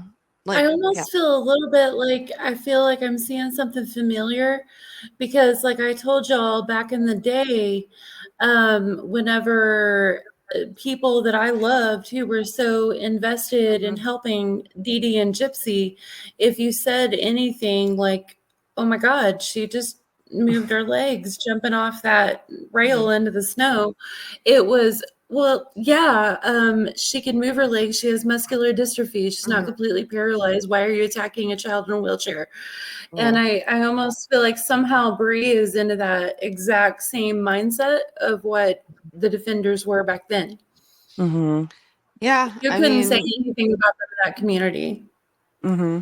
Yeah, I get it. Some people are just like that. And you know what? It is what it is. But Yeah. And I'll be honest, I was a part of Morbid's Discord for a while. I'm glad I'm out of there now because Fancy's in there. Fancy's in there? Yes, I was she's in never there. in the Discord, by the way. I've never been in any Discord except for the one that my mom started that no one talks in. Yeah, I've got a whole Discord. No one interacts at all with me, so whatever. I've never been in it at all. And anybody's, I've never ever been in it. Yeah, Morbid's was the first one that I actually participated in. Mm-hmm. And there was just so much wild stuff all the time about Bree. And it was like, especially like, I don't know, maybe 3-4 months ago, there was like this influx of people that came into his Discord that were like all about the drama and all about Bree and all about all of the stuff. And I was just like, I couldn't follow it for one thing because it was just too many people and small characters. Oh and my all that stuff. goodness. That's how I feel about everything. There's always like some new lady that Fancy's yelling about. I'm like, oh, who's this time? And why does she really matter? Probably not. Oh my goodness. Yeah, and so it just became so much, and I would see all this stuff about Bree, but it was like, I don't care. Yeah, and even still, I still don't care. Bree, you're fine. Whatever. I mean, like, I don't agree with you, but like, whatever. You know. Well, I have a question. I reacted. Yeah. Oh, go right ahead, son. No. You go ahead, Millennial. Please go. Please. Oh, I'm so sorry. I was just gonna say that I get a lot of stuff sent to me about all the peripherals, and I can't keep up with it. Like, I just Yeah. react to the wild stuff that Fancy and Gypsy say. You know. Yeah. Pretty much. Right. Yeah, go right ahead, Toddie. What were you saying, Toddie? So, Pink Hat Sarah is the Sarah that went with her to Chillicothe, right? Yes. Correct. Right. Because there's a few Sarahs, and I didn't really know which Sarah. Oh my goodness. So Yeah. could somebody please just tell me how she got the kidnapping thing? Does anybody know? Is that a secret? When is the court date? What's going on with that? From what I understand, it sounds like Fancy's implying that Sarah was working with, I don't know if it was the Blanchards or if it was the U.S. government or God. Or Mike I don't know. Stanfield. Mike Stanfield. She said he You know called what? Mike Stanfield.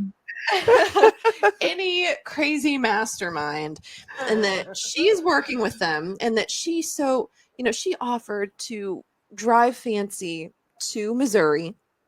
And basically, Fancy looks at her GPS, and Fancy's GPS says it's X amount of hours, or you take this route. And then Sarah's GPS says it's X amount of hours, and you take this route. Well, sometimes GPSs are just different. Okay? Yeah, and we know that. And It who depends knows on if the they both have? settings, right? Yeah. Who Depends knows on if they both settings, have if you want Androids? all roads, or Yeah. things like that, right? Yeah. Mhm. So Sarah ends up driving on this small road. And for the record, I was driving to Chillicothe. We Mhm. drove at like late at night, which is another thing, by the way. I think she said that we had planned to meet up earlier or something like that, and we were supposed to have dinner, and that Sarah ruined it. That's not Right, true. right. That's not true. If she would have shown up early, she would have been stuck outside the hotel with nothing to do and nothing to eat, because we didn't even arrive until like 10, 11, 12 o'clock Something at night, like right? that. Yeah, Like, it was something. late. Okay. Yeah. It was later It was later than 10 o'clock at So night. you Yeah. guys were never supposed to meet for No. for dinner that night. No. No. Okay. thank So you. nothing was wrong. Okay, I had to take a bunch of stops too because it was raining so darn hard, and it was the wind was going everywhere, and especially like Sarah, like I didn't expect her to be driving in that. Okay, so she stopped a couple times, you know, and she took a couple of little breaks and stuff, which is normal if you're driving however many hours they drove. And so she's implying that because they took all these stops and they went this alternate route, she was supposed to make sure she didn't get there at time. That was the first thing she said. She said she wanted to make sure she didn't get there at all. And now what I think she's saying is she wanted to make sure that she got into town so that she could be prosecuted for not showing up even though she was in Missouri or something like that. But that doesn't even make any sense because Sarah's the one who even drove her to court that morning. She didn't drive to court with us that morning. And Sarah could have gone on some wild goose chase or, oh, I have to go get cigarettes or, oh, I have to do this, that, and the other. Okay. I don't mean any disrespect towards Sarah when I say this, but Fancy, genuinely, do you think that Sarah has the courage, the intelligence, the backbone to do all of that stuff? Do you really think? Because I can tell you, Sarah, I'm not going to comment. I've heard good things about her. I've heard bad things about her. I don't know her. Okay. I don't know her like that. So I'm not going to comment on who she is as a person, but she's broken. Okay. She does not feel confident in herself. She's not the kind of person that can mastermind anything like that. And even if she wasn't the mastermind, I don't think she's someone that could be used as a pawn for that. And especially since Fancy, you got there early, not just on time, you got there early.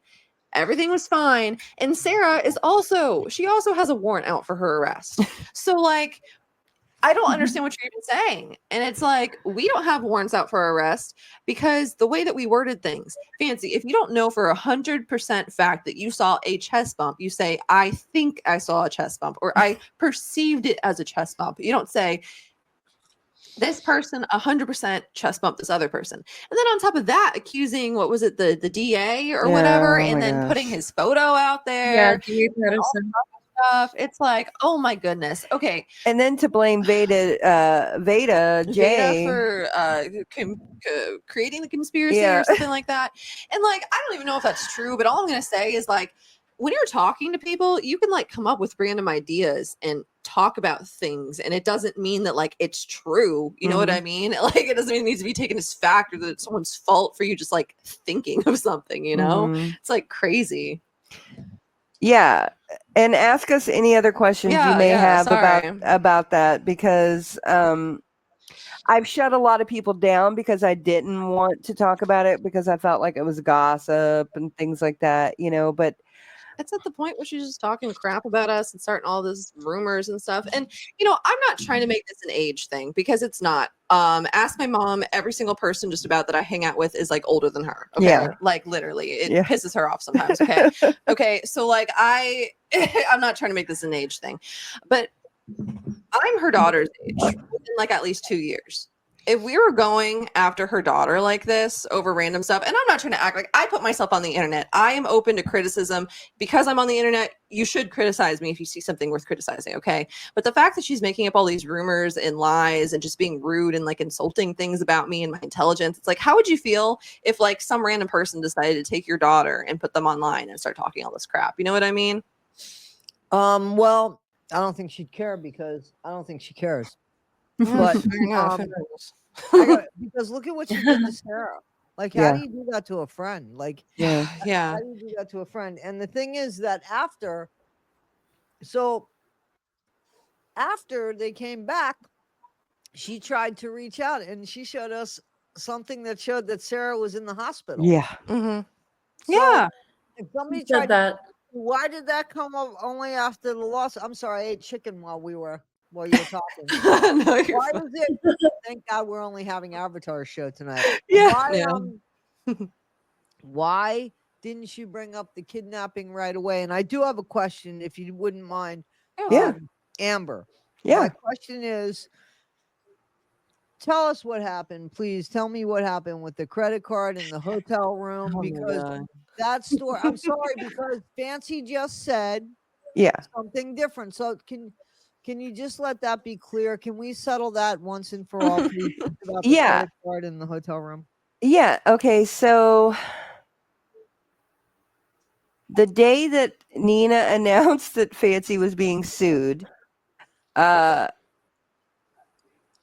reached out to Fancy and I was like, hey, if you have to be in Missouri, coming all the way from Kentucky,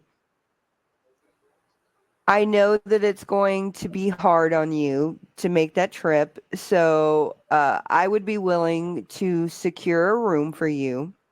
Now, what I meant by secure a room is I meant that I know you'll be coming in at an odd time, and honestly, Gypsy Rose, I thought more people would be in town. Well, I think she even told us, oh, TMZ is going to be there and it's going to be a whole thing. Like, she was implying that it was going to be like this whole thing, which isn't the reason why we went, but you know what I mean? Yeah, no. So honestly, I didn't even think I would interact with Fancy. And I threw out the we will buy you dinner, as just okay, we'll buy you dinner if we can, because I figured she would have like a lot of followers there. So that's where that she got was the my dinner thinking. from. That's where she got the dinner Yes. from, in all fairness. But we did buy her dinner, but it was like We bought her after our lunch. lunch. Okay, yeah. We bought her lunch. Yeah. Okay, so I decided, okay, I will secure a room. I did not know that Fancy did not have a credit card. That was just not even something I was even thinking. Yeah. Okay, Right. I mean, she's a grown woman. Right. And so I did not realize that she did not have a way to secure the hotel room after that one night. But also, like, if you're coming in late at night, like, you're not going to want to, like, have to check in and do all this stuff in the lobby. Like, my mom just wanted to meet her at the door, let her in her room, and let her do whatever the hell she wanted to do. You know? Exactly. Right. And I genuinely did not think we would have much interaction with Fancy or Sarah at all. And for the record, if this would have happened with anybody else, if this would have happened with Nina, if this would have happened with you, Toddie, even though I don't think Nina's defamatory, but you know what I'm saying? Like, even though you're nothing like that, like, if this would have happened to anybody and anyone was having this issue, we would have offered and extended the same hand. Just for everyone to know. This had nothing to do with Fancy. This just happened to do with the fact that we were in the area. We had the ability to help. And I don't think a hotel room means that much. Like, it's fine. Right. But let me ask you a question, Amber. Were you meaning to pay for the hotel room for the first night for her? Or for the first night. Okay. Yeah. Okay. Very good. So go ahead. I'm sorry. So go ahead. Yeah, no. So the court date was June 5th. And in order for them to get into the hotel room at the time that they were approximately coming in, they wouldn't have even been able to get a hotel room because they would have had to have waited until 11. That's when check-in time. Yeah. Absolutely. Yes. Well, probably 4. I think checkout time's always earlier than check-in time. Yeah, that is true. Actually, it would have been 3. Yeah, You're right. So they wouldn't You're have been right. able to get in until after the court date, and she wanted to make sure she was able to get a shower. And Correct. Maybe to, so I paid for June the 4th for them to be able to roll in, and then pick up June 5th, 6th. Yeah. However long they were going to be there. Yeah, pick up anything. But they were expected to pick up the 5th and 6th and onward. You only were picking up the 4th financially. Correct. And before anyone forgets, I just want to make sure I throw this out. At one point while we were at the hotel, we were in the lobby, and my mom asked her to make sure that she switched over the card to her card. And she literally, like, I saw this too. Like, I was in the room when this happened. She said something along the lines of, "Oh, it's already been taken care of. I already switched over the card." She did. She made it very clear that she switched it to her credit card that she did not have. Right. So everyone's sorry about that. Right. Yeah, and at that point, I had no idea that she did not have a credit card.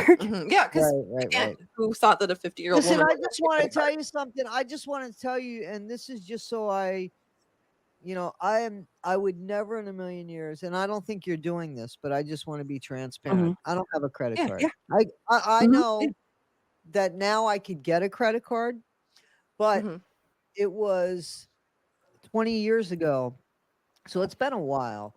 But I had put myself in horrible debt, and I had done that twice in my life. So I've been offered credit cards now, and I Mhm. don't use them. I have a debit card, and I have the money to guarantee. Like, so if I go to rent a car, Mhm. they always take more money because I don't have a Mhm. credit Yeah. card. So, and you know that when you don't have a credit card, like Exactly. you know Mhm. that. So, Mhm. but we Right, all I'm the same, Toddie. struggle, and I'm not saying anything about fancy struggle. My thing Yeah. isn't about somebody's income.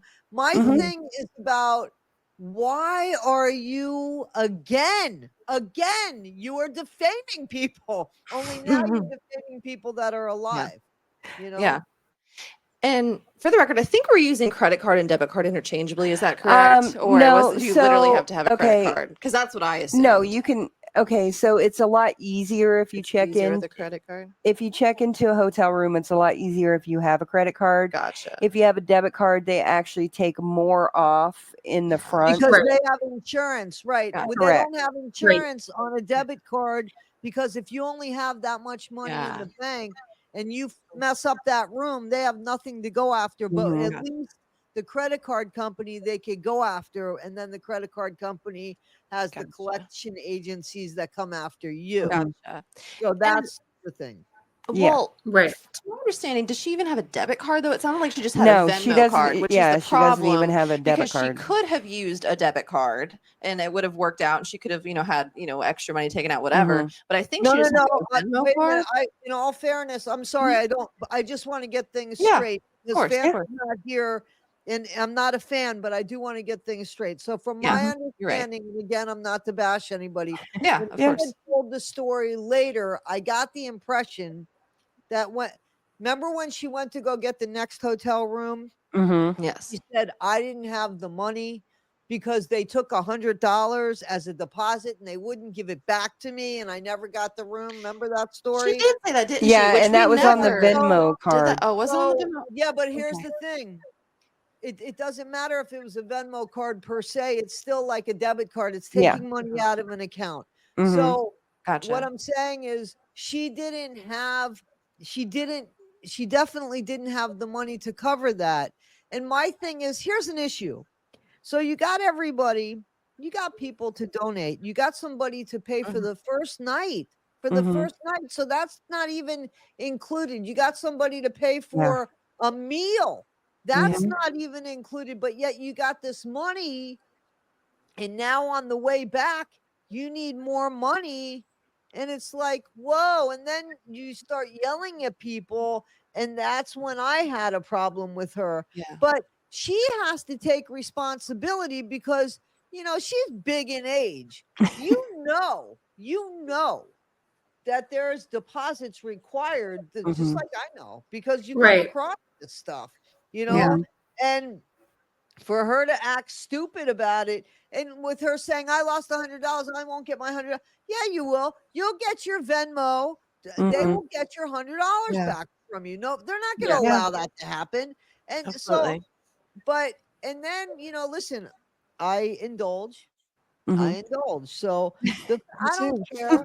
I do care that she took people's donations to get there and use that money for that. That Well, is wrong, in my opinion. yeah. And not only that, but Alora also Yeah. paid for some stuff at Oh Walmart yeah. Well, too. real quick. By the way, we're gonna put a pin in that credit card thing because there is more to do with that. Because my mom did get charged $500 that she had to do a chargeback for. By the way, we can get more into that if we want to. But as far as like, I do want to know about that because she said it was all covered, and I yeah, think that we should come. I think that you should say what needs to be said about yeah. that. Amber. Okay, yeah. Just remind me to bring up the weed thing later. Okay. So yeah, the $500 thing. And by the way, I'm not trying to like plug to send people to a different video, but if anyone wants to see like actual screenshots of like everything that we're talking about, because we have literal screenshots that we put together in a video before. If someone literally wants like proof like that, we did a video. I think it was what really happened in Chillicothe. What really happened in Chillicothe? Yeah. Was it that one or was it the second one? Yeah, that was the That second was the second one. Okay, Yeah. yeah, gotcha. So we do have a video where we show screenshots of this so we can actually prove it. But yeah, so I'm sorry, continue on so you can explain what happened. I think where did we leave off? So what happened is the day of the 5th, Alora and I checked out. We put our keys in the fishbowl on the desk at the reception area. And we and then so we had officially checked out on the 5th after the court hearing. And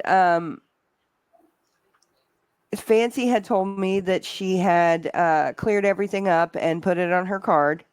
And so I went home that night and just assumed that everything had been taken care of. And like a day or two later, I got an alert on from my bank saying that I was being charged still.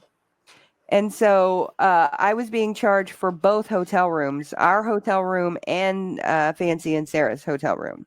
For the next night. For like 2 or 3 more nights.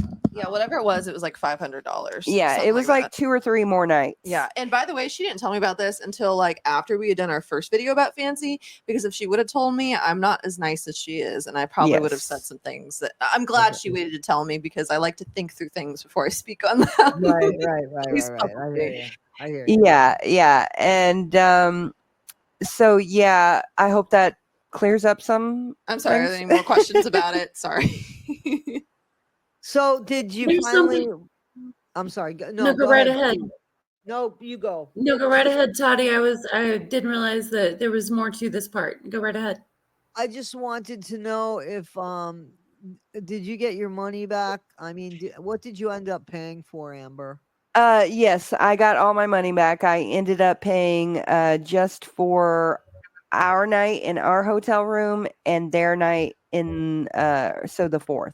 And let the record show that we still held up to what she said. Like, she still offered to pay for the first night instead of just like charging that back too and trying to make her responsible for that, right? Like, you still pay. That's why I'm asking. That's clear. That's why I'm asking. So you paid for her first night. Correct. And your first night. Okay, cool. Correct. Yeah. And you took them out to dinner. Lunch. We took Fancy out to dinner because Sarah was completely incapacitated. She was in bed sicker than a dog. Yeah. And see, that's another thing. As somebody being kidnapped, I mean, supposedly Fancy carried, and I don't understand how you could carry a weapon from one state to the other. I thought that I didn't know. I mean, I don't know. I guess you can. People travel. I don't know, but. Yeah, I don't know what the gun laws are, and I'm not going to pretend to, especially with her and her questionable past. She says that she's not a felon. A lot of people do say she's a felon. I'm not really sure what the answer to that is. I think I can answer that. Go ahead, please. No, if you don't know, go ahead. Missouri's open carry state. The gun laws are very liberal. So if the states that if Kentucky is that way in the states that she came through to get there, then she'd be okay. I don't know that about the other states, but Missouri's open carry, so you can bring a gun in there and it's not a problem. Gotcha. Okay, that makes sense. But with the gun thing, like let's take the legality out of it. Like, she didn't tell Sarah that she had a gun in her car. She didn't tell us that she had a gun in our car. And if she didn't have a gun in our car, then that means that she left a unattended gun in a hotel room for any maid to potentially get a hold of. You know what I'm saying? Absolutely. So it's like, it doesn't really matter. Like, the legality, we're gonna ignore that, okay? But legality versus morality. Yeah, I would think you would have to carry it. Am I not wrong, Millennial? If she has one, doesn't she have to carry it with her? Or am I incorrect? It's open carry. I don't think you're allowed to take it into the court. I don't think you're allowed. Most courts in Missouri and government buildings have a sign up that say you're not allowed to bring weapons in. So she like would have had to lift it. Yeah, they took our phones too. Yeah. So that she would have went off at the metal detector. So there probably was a safe in the room, more than likely. And if she had any brains in her head, she would have put it in. And if she doesn't, she has the brains now to go, oh, that's where it was now. It wasn't on the bed or anything. Yeah. But so let me answer the felony question, because I believe I can answer that. Okay, yeah, let's hear it. So I think she got picked up on a felony and she pled down to less than a felony. Gotcha. That's the Misdemeanor. way that I heard what Mm, happened from her gotcha. mouth. I'm pretty Mhm. sure that's what she said from her mouth. So Yeah. here's the thing. Technically, you got picked up on a felony, man. The fact Mhm. you pled down, hey, listen, I got a speeding ticket the other day. All right.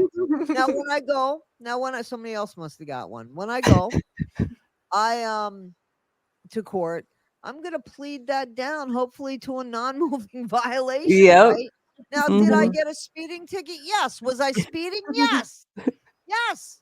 Yes, yes, Right. yes. So, you know, the fact that Fancy finds grace again within herself and never with others is my problem with Yeah. Fancy. Yeah. Yeah. And Definitely. Millennial, let me ask you, do you hear anything about this court case that's coming about and how Fancy is the one now that's draining? I know that you mentioned that like she's going now she's Mhm. draining your state of Mhm. resources that don't need to be, especially by throwing in a kidnapping charge. Like, come on. Exactly. And the kidnapping charge is actually whenever I started really hardcore making videos about Fancy. Before that, it was just occasional. But yeah, she, with the kidnapping charge, getting a public defender, and then the public defender getting taken away for whatever unknown reason, possibly misrepresented income, I don't know, allegedly, but Mhm. for whatever, that's just a lot of time and resources being taken when Missouri does have issues, especially Mhm. in like the St. Louis metro, like Mhm. city areas, and Chillicothe being a small area is going to be especially low on resources to be taken up with just bull crap like that, Mhm. Yeah. I have a nephew that lives in the St. Louis area. Oh, okay. Yeah. I lived there for 8 years. Mhm. I've never What I mean part's I in, think Toddie? I don't know what part, to be honest. Gotcha. Because I've not been there, and Mhm. anymore when you send them gifts, you're sending them gift cards or Mhm. everything is electronic. So I've never even sent him anything by mail there. I just know that that's where he had moved. He was living in California for a while. His wife is from that area. They had met in California and they moved back Yeah. to that area. Her dad was sick. Unfortunately, he passed. Mm. He Mm. recently passed. So that's Gotcha. sad. But anyway, so yeah, I feel like and I know that, Fancy has made people conscious of how other resources are being used. But Mhm. once again, it is, do as I say, not as I do. Don't pay attention to what I'm doing out here. I don't pay attention to the person behind the glass or the the curtain. And Manhunt. Yeah. it's a bad look if you can't own your mistakes, Mhm. especially at the big age that, Fancy is. And I don't, man, listen, Right. I'm older than her. I'm older than her. Mhm. But, you have a platform. You could have made such a difference. And instead, you have people that are complaining about the way you present yourself. So your message is getting so lost. And though it might be so important, people don't want to hear it because you're hard to listen to. And Mhm. that Well, is yeah. something that she will never benefit from until she realizes, oh my gosh. And then I see there's times that she tries, but still it gets the best of her more times Yeah. than not, Yeah. unfortunately. Well, Absolutely. Yeah. Go ahead. Toddie, did you see the video where she said that she wants to come to my home area, to Southwest Missouri, and retrain first responders on how to deal with narcissists? So they can learn how to deal with her or what? Well, she'll know firsthand. Come and deal with me. Come and deal with Right? me. You know, Here I like am, she here I am, has. here I am. Come and deal with me. Come and deal with me. It She seems like is she like has. she When wants I to feel reacted to, important. She wants to feel yeah, important. Yeah. And when I and reacted it's to more that, I'm like, important what? to her to feel important than to get a message out there that could really Yeah. help people. You know what I'm Mhm. saying? Or to be Yeah. qualified to do what she wants to do. Of Like, what course. Like, qualifications why is or she training qualified does for she that? have to Yes, do that? Yeah. Yeah. What exactly. experience do Exactly. you have? Yeah. You know, And I never thought I would be doing a podcast or an episode about Fancy because I kind of just wanted to just kind of sweep it under the rug and pretend none of this happened. Yeah. But I'm actually glad we're doing this because I feel like it's cathartic for me because I feel like I'm just another one of those small creators or small people that she's just crapping on. Yeah. You know, and for the longest time I was just like, what the heck is going on? I'm just so confused. Yeah. I gotta say something about the weed thing. I gotta clarify that real quick. Okay. So she said a couple different things. So the rumor from, I believe, Pink Hat Sarah is a originator from this. The rumor is that she took some of her donation money and spent it on weed, since we are a weed state. Edible. She went to a dispensary. Yeah, weed, edibles, who cares? Whatever, you know. So I made a comment at one time, and she commented on my comment. I told her there was no reason for you to do that. I would have shared with you if you would have just asked or whatever. And she acted like that was like some crazy thing, like almost like a drug addict type thing to even ask her or something like that. Like it was weird for me to just assume that it was normal to ask, because around here it's just normal. If people know that each other smoke, ask, you know, it's not like that. Yeah. But she did not ask. And you know what? If she would have shown up the night before, like earlier, and we would have actually gotten dinner like she, you know, claims was supposed to happen, we probably would have smoked together. Like absolutely. The only reason why we didn't is because when we were hanging out and we were eating food and stuff, like we weren't exactly sure when we were going to be driving home, and I was the one who had to drive home, and it's on the, you know, the highway. I don't know my way around things. It was still kind of wet and rainy, and not a good thing to drive under the influence. I wasn't trying to drive under the influence. So that's the reason why I didn't offer her anything.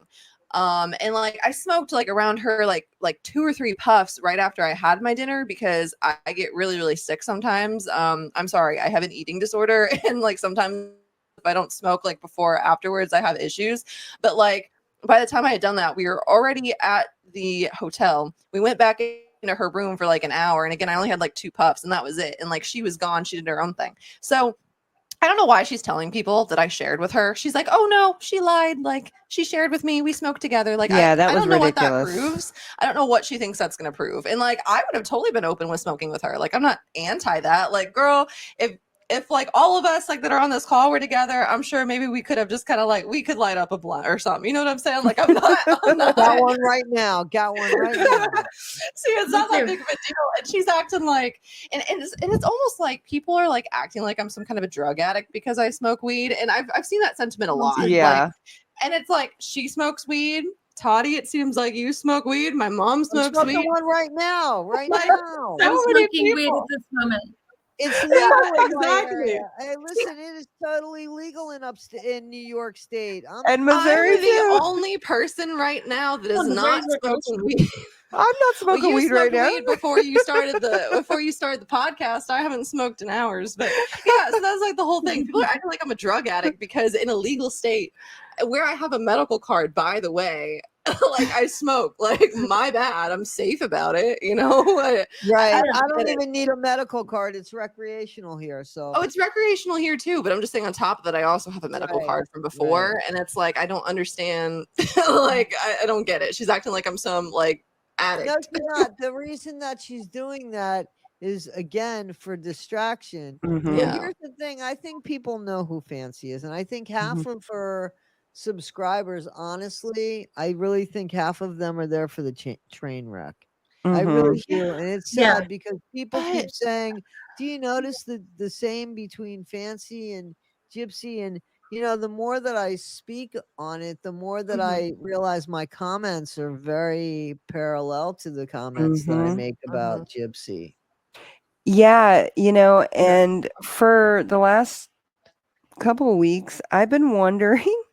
Now, Morbid, you know. I have no clue what you're about to say. No. So I've always kind of wondered why Morbid was still allowing Fancy to come on the panel and be like. So I can't speak for Morbid. I've been on Morbid's panel 2 times or 3 times.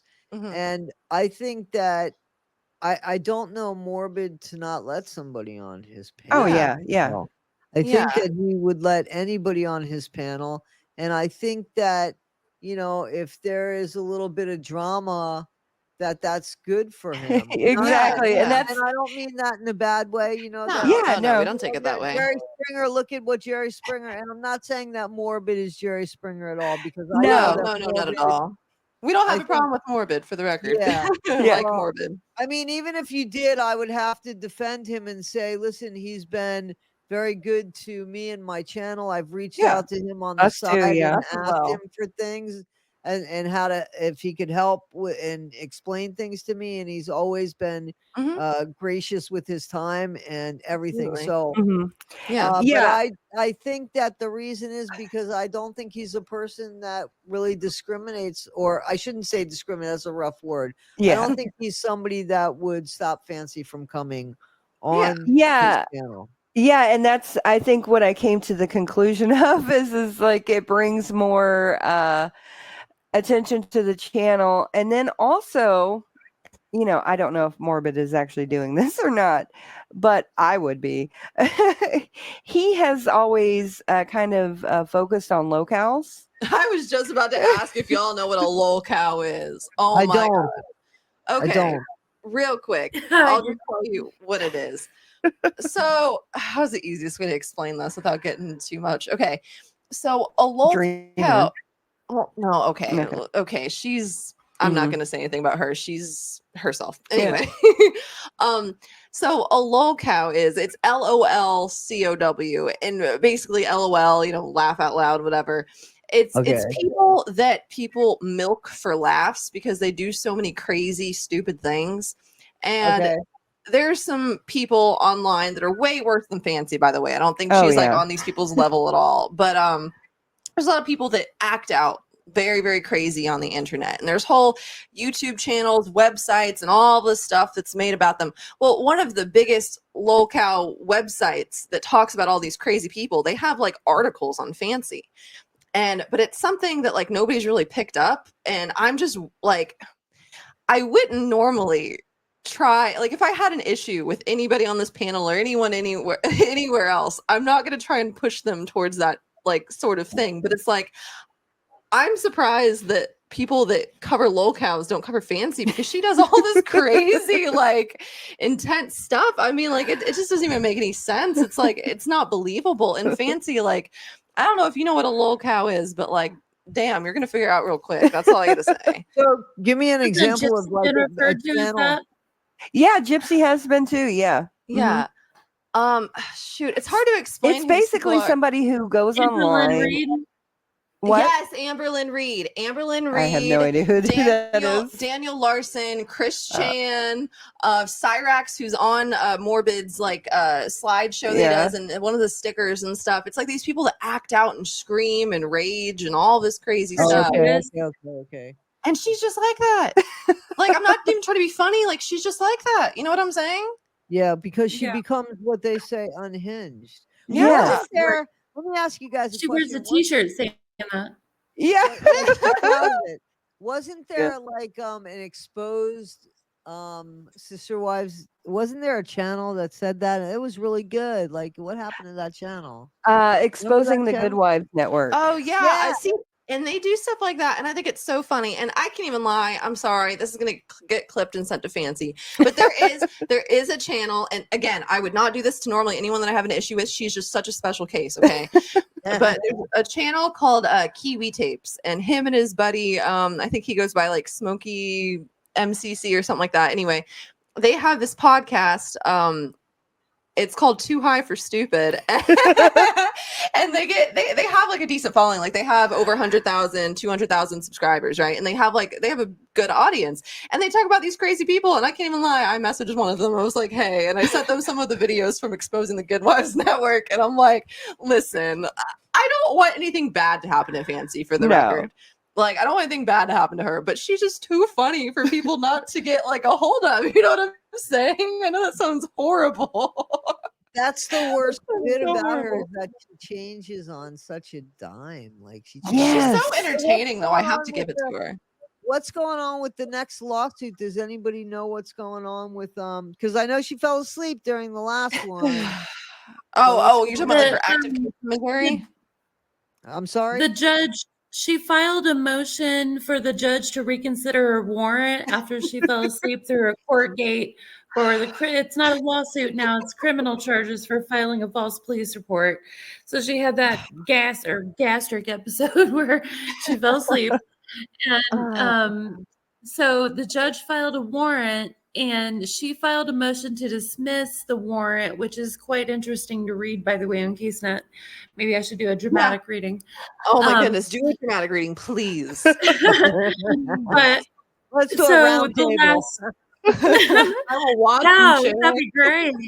So the last thing on there is that the judge has taken the motion under advisement. I'm sure he'll leave it in that state as long as he freaking can. Oh, God. You see, I didn't even want her to have criminal charges filed against her. I didn't want her to go to jail or anything until she filed that kidnapping charge.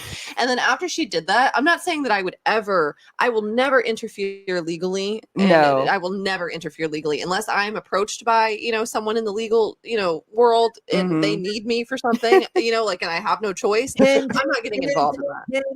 Hint. Yeah, but it's saying I don't want to get involved. I don't want to get involved. But like after that kidnapping thing, I'm like, you're just digging your own grave. I was like, if you go to jail now, I'm not even gonna you know what? It is what it is. Well, and I've had a theory since this all started. I don't know if it's true or not. Yeah, we're not saying it's true, but I genuinely believe, and I only say this because I've had actual interaction with Fancy. Yes. I believe that Fancy wants to be a martyr, and I believe that she actually wants to be put in jail. Well, didn't she tell Sarah on the way there that she could do 6 months no problem for I did something? hear that. Yeah, I did hear that. And Sarah was like, "Oh my God, I can't." Yeah, I heard that. Yeah. And she'd be like, she would come out 6 months later and she'd be like, I am so connected to this case. I am the number one expert because I lived this. I was put in jail for the cause. Some like Nelson Mandela type shit. Like I'm telling you, like wanted to train all the Missouri jails. She really. I went down for the count. I went down for the count, guys. I went down for the count. Yes. I fought, and I went down for the count. So Missouri tried to get me and they can't. I'm not saying that's been her intent from the start, but I think she's at that point now for sure where I think she'd just go with it. I'm not going to make any claims, but I think that she would use that martyr status to her advantage for sure, whether that was the way she set out or not. And I've been telling Laura this since the beginning. I agree. Like she wants. I don't know. She's something. She really is something. And well, she definitely went through. She definitely went to sleep and made it much more easier for them to push the make her that charges. more. Yeah, So yeah. Has anybody heard from Sarah? Has anybody heard? Or No. I want to interview Sarah and just say, "Yo, Sarah, come on, man. What like?" Can She you just, comments on my stuff on TikTok now and then, but Oh, I would love to reach out to her. Have you tried to reach out to her, Millennial? No. She'll message me sometimes. What did she say? she said she Sorry, was keep going to going. email me some stuff, but she didn't. But she's Hot Sadie Speaks on TikTok, Toddie. I'm sure she'd respond if you messaged her. Hot Sadie Speaks. Okay, Colby. Hot Sadie Yes. Speaks. Okay, so here's me and okay, so I'm anti like DMs, but like what was said between us is so little that I don't think it matters for me to read these. So she sent me this is on TikTok, by the way. She sent me like a wave emoji, which I ignored, and then she sent me she sent me this video that was made by Mrs. Fancy Pants, and it was a song about her. It was like an AI song about her and Fancy and like being on the run and blah blah blah. And then I just liked it because like whatever, what else was I supposed to say? And then after the kidnapping charges were filed, that's the only time that I actually messaged her back. And here's what I said verbatim. Oh boy. Yeah. By the way, she comments on my stuff sometimes. I'm not going to insult her, but I've definitely questioned some of her intelligence before. and she like acts like I don't, and she's just so like oblivious to it, or I don't even know if she's oblivious. She's anyway, it doesn't matter. Anyway, so Sarah, we're cool, I guess, but I still don't trust you. But anyway, I said, oh boy, yeah, that kidnapping claim is wild, especially 3 counts of it. I mean, I get grasping for every straw you can, but that's wild. If she would have just shut up after everything went down, she could have gotten away with a small fine or something. But now I wouldn't be surprised if she got jail time. And then she just gave me a thumbs up, and then she sent me the Fancy Pants song again. And then she like commented like some emojis on like one of my posts, and that's the entire conversation I've ever had with her outside of when we saw her in person. And I haven't had communication with her. So it's like just emojis, like that's all. Wow. And I will say, in Sarah's defense, you know, Fancy has painted out her to be this mastermind, you know, taking advantage of an autistic person as well. Oh my goodness. And I don't know if any of that, I have no idea if any of that is true or not. But what I will say about Sarah is that she presented herself as a very timid person, as a very unwilling person to go with half of the crap that Fancy was doing. Oh my like God. even going and interviewing Mike Stanfield. I'm telling you, Sarah looked like she was a deer in the headlights. Like she was just like so confused that Fancy asked her to go over there and interview or ask him for a statement.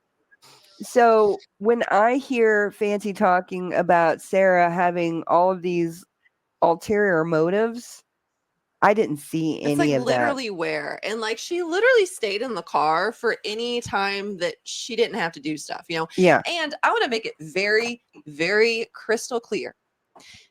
Fancy just about forced the lady to make this this claim. Like she was willing to talk about it and have a conversation with the cop, but the only reason why it got reported is because she was being guilt tripped and basically like told that everything would be her fault if she didn't do it. So either they went through with the false police report, or Fancy would have still defamed her online, saying that this horrible thing happened, and you know, we just can't do anything about it because you wouldn't go and report this thing. So no matter what it would have been, she would have been the person to be criticized.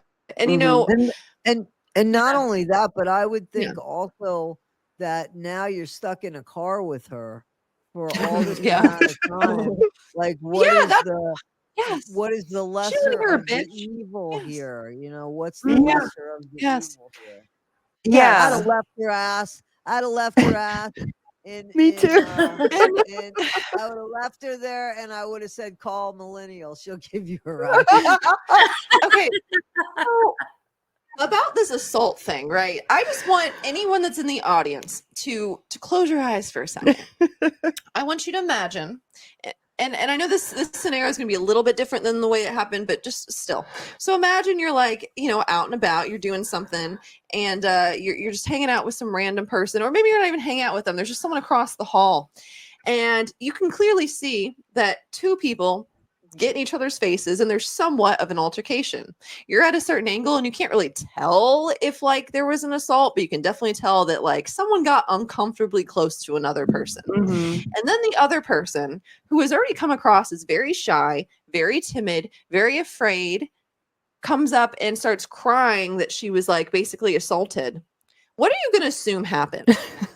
Seriously, because we live in the Me Too movement era and stuff, and I try to give the benefit of the doubt to all the victims, and that's like the whole reason why people even believe in Gypsy anymore, right? It's like we want to give the benefit of the doubt to the victims, and you know, I totally acknowledge the fact that we should not have spoken about something unless we absolutely saw it, but like, aren't we supposed to treat victims or people that claim to be victims, at least initially, like they are? You know what I'm saying? I don't know if that's so crazy of me to have just believed them, because there were 10 plus people in the lobby, and we didn't think that they would put themselves in a legal situation where they'd actually be having legal trouble over it. Like, if it was just something they said, I'd kind of understand. And I'm not trying to act like there aren't false accusations that are made about people all the time, because there are. There are people that are falsely accused of rape and abuse and all this other stuff.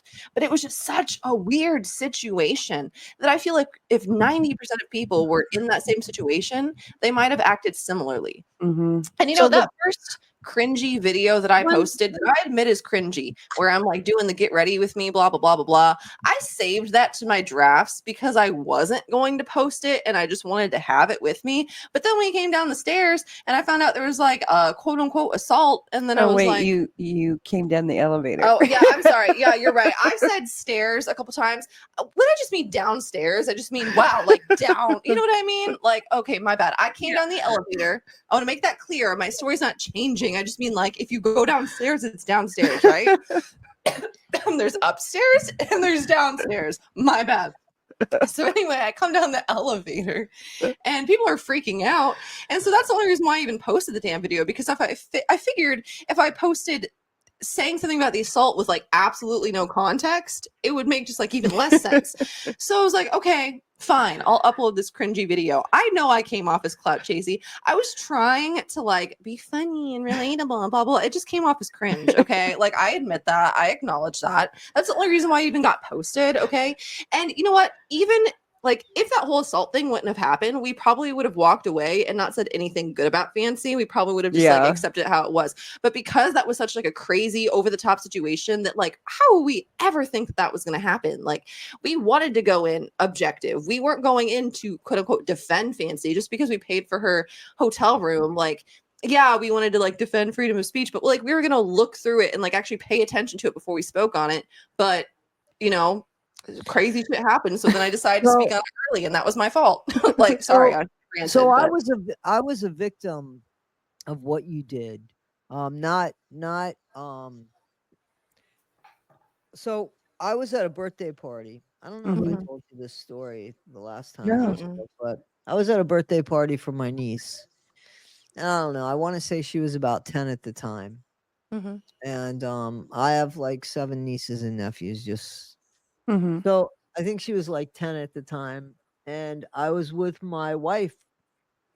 And you know, back in the day, first of all, I would never publicly make out with somebody because I wasn't brought up that way. That's but I might hold somebody's hand, and I might peck somebody, give somebody a kiss, but I wouldn't be making out with them. Well, I was at my niece's birthday party, and there was a couple people that were there that I don't want to say that they had it in for me, but I don't know. I mean, I don't know. All of a sudden, I was accused of making out with my wife at my niece's birthday party.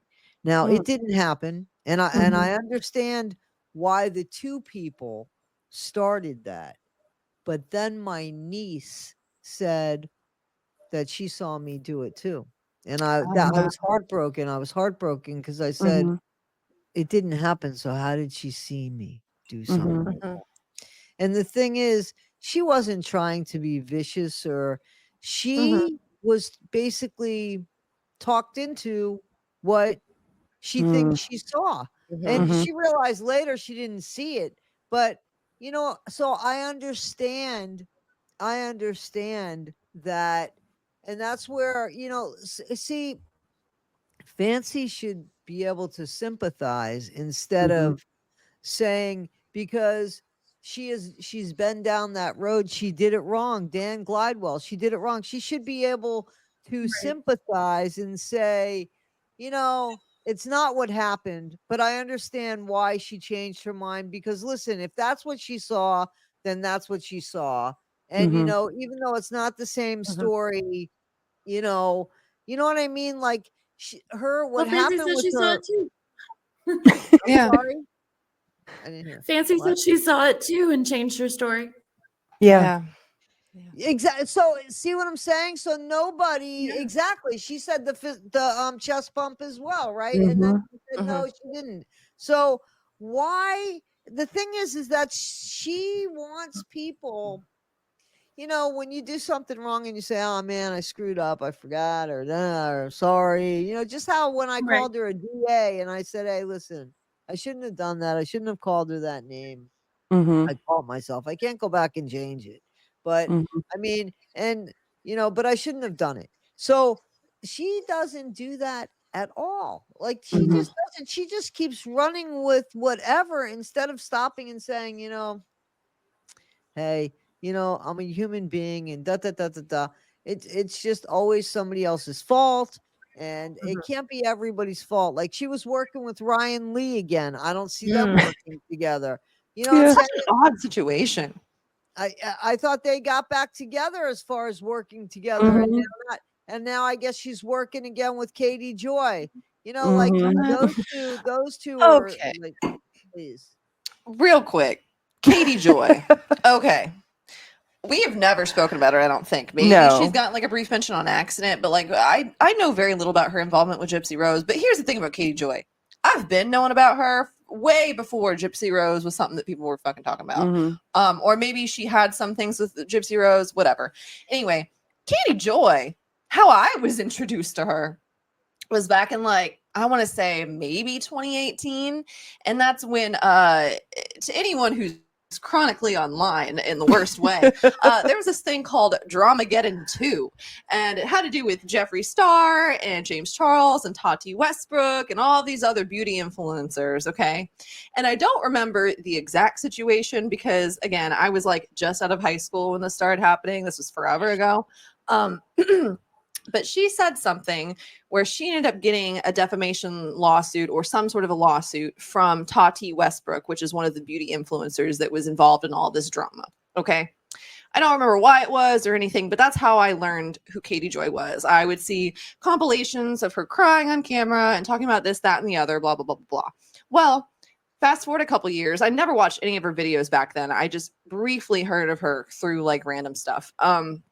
But then I started to, my mom knew Mary Duggar, which is Jim Bob Duggar's mother. Mhm. And so because of that, I always used to watch the Duggars growing up, and we weren't fundamentalists, but it was just something that I thought was cool. And I was like, my mom was like, "Oh, maybe you'll marry one of the Duggar boys." And I'm so glad that I didn't. But 2019, 2020, something like that.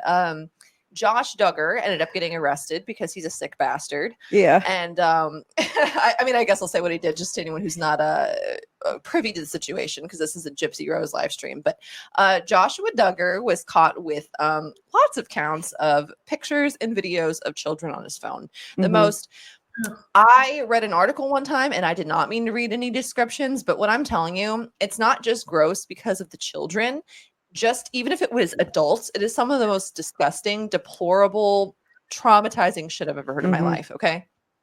Wow. So she ends up covering the Duggar family because it's something she's into. She's also into like Sister Wives and stuff like that. And she was one of the people where like she doesn't always have like 100% accurate information, and some of her sources seem a little shady, but like she was doing really frequent content about it, and I was like super into it at the time. So like I watched a lot of her content, but she just seemed so like not genuine. And like there's a lot of people that mess up. I mess up. I'm not trying to play like I'm a good person 100% of the time, because I do lots and lots of stuff, but like she just seems so fake and so like full of herself. And then she starts getting involved in all this Gypsy Rose stuff, which I guess she's been involved for a while, but it just became more prevalent. And then I was like, not this freaking lady again. So I've not been able to escape her since like 2018. It's like whatever hyperfixation I have at the moment, she's just there. And it's like, I don't think she's like a criminal, worst person in the world or anything, but it's like, oh my goodness, this lady drives me crazy. I'm sorry. I've never talked to her about her, but talked about her before. She'll probably see that clip, not say anything about it, be like, oh, this bitch, whatever. Anyway, I'm not trying to get her in any hot water. I'm just saying she's something. She's got her own, she's controversial. She's definitely controversial. I used to watch her content until she just went nuts with the Garrison Brown unaliving. Like that was so soulless, so ruthless. Yeah. And Isn't she being sued by him too? No, I'm sorry. he passed away. Oh, he passed away? Oh, I'm thinking of something else. Oh, yeah, I know what you're talking about. Okay, sorry, my bad. I'm listening. Like she just went, Yeah. to the point Mhm. that she blamed Cody and Janelle, his parents, Yeah. and how do you, who the fuck are you to do shame on you? Like, what's Mhm. wrong with you? And that's when I was like, man, she's ruthless, she's soulless. And then of course all of a sudden there's all this shit online about the type of person she is. So it doesn't surprise me that her and Fancy have And it they so bothered me. they kind of her, Ryan, and Fancy had conversed before, and then they had bad shit to say Yeah. about each other when Katie Joyce stayed with the Blanchards Yeah. and Fancy got booted out. And you know it's going to happen again because those are the type of people they are. Mind my words, watch my words, because you know that's Exactly. who they are. You know what I mean? Yeah, Yeah. definitely. With Ryan, I don't even know that much about them. I don't even really. But the flip-floppiness is a little odd for me. And then also, like, I was watching this video earlier, and I guess I just totally forgot, but that whole reenactment of Dee Dee's Oh. murder was a little too much for me. I'm sorry. Yeah. And Did you see that if you do 1980 that, millennial? Did you see that? Yeah, and I did, and I've also heard that the word is that when Dee Dee wanted to do when Fancy wanted to do a scripted version of the story, she wanted to play Dee Dee. She And did. so, oh my Yeah. God, I yeah, didn't know that. and that's what she was super into doing that reenactment. Oh my god. Mhm. Oh my God. Wait. Fancy wanted to play Dee Dee, or Yes, Fancy okay, wanted to that's what play I Dee thought. Dee. That's what I Yeah. thought. Also, one last thing that I thought about Katie Joy, and this is just a stupid little thing I'm thinking of. That Kiwi Tapes dude that I brought up that does the locale stuff, he actually did a video on Gypsy Rose, and that's the whole reason why I even brought up the Fancy thing. I wouldn't have even done it otherwise. We did a video about Gypsy Rose, and the only person he consulted was Katie Joy. And I was like, do you not know that she's also like got all these like, do you not know that she's also a little crazy? Oh my goodness. Anyway, sorry. I was just thinking about that. Yeah. Yeah. This whole There's community definitely a lot is of cycles. wild. Not everyone, but No. Go ahead, Millennial. Oh, I said there's definitely a lot of cycles with those people. yeah. Yeah, most definitely. And we could talk about it forever, but we've got to get off of here because Alora's got to go to bed. Yeah, I mean, I'm talking shit. I'm fine, but yeah, I get it. Well, it's been great to talk to y'all. Yeah, it Yes, was. It was absolutely. really good to talk to you guys. Millennial, can you give like what you are working on now and what we can expect from you in the future? I am working on a several-part review of Gypsy's first book, Released. I purchased it on Kindle. It was $5.50. I got a lot of people mad at me in my comments for giving her money. Like I said, I'm sure she can find a way to commit crimes with the $2.50 that she got. I'm just gonna have to live with that. Yeah. I feel like it's necessary to buy review. And I am also going to review her book that's going to download to my Kindle tomorrow.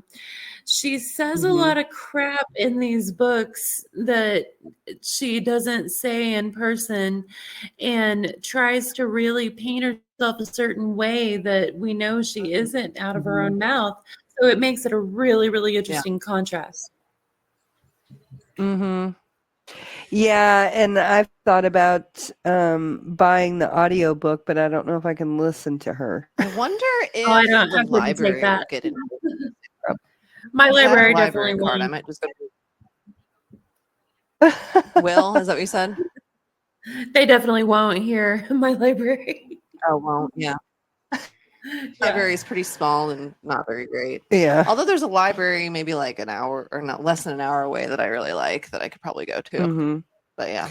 Yeah. Okay, so Maybe a library- Toddie, what are you? Oh, sorry. Go What ahead. was that? I apologize. I just said maybe a library loan. But yeah, go ahead. Oh yeah.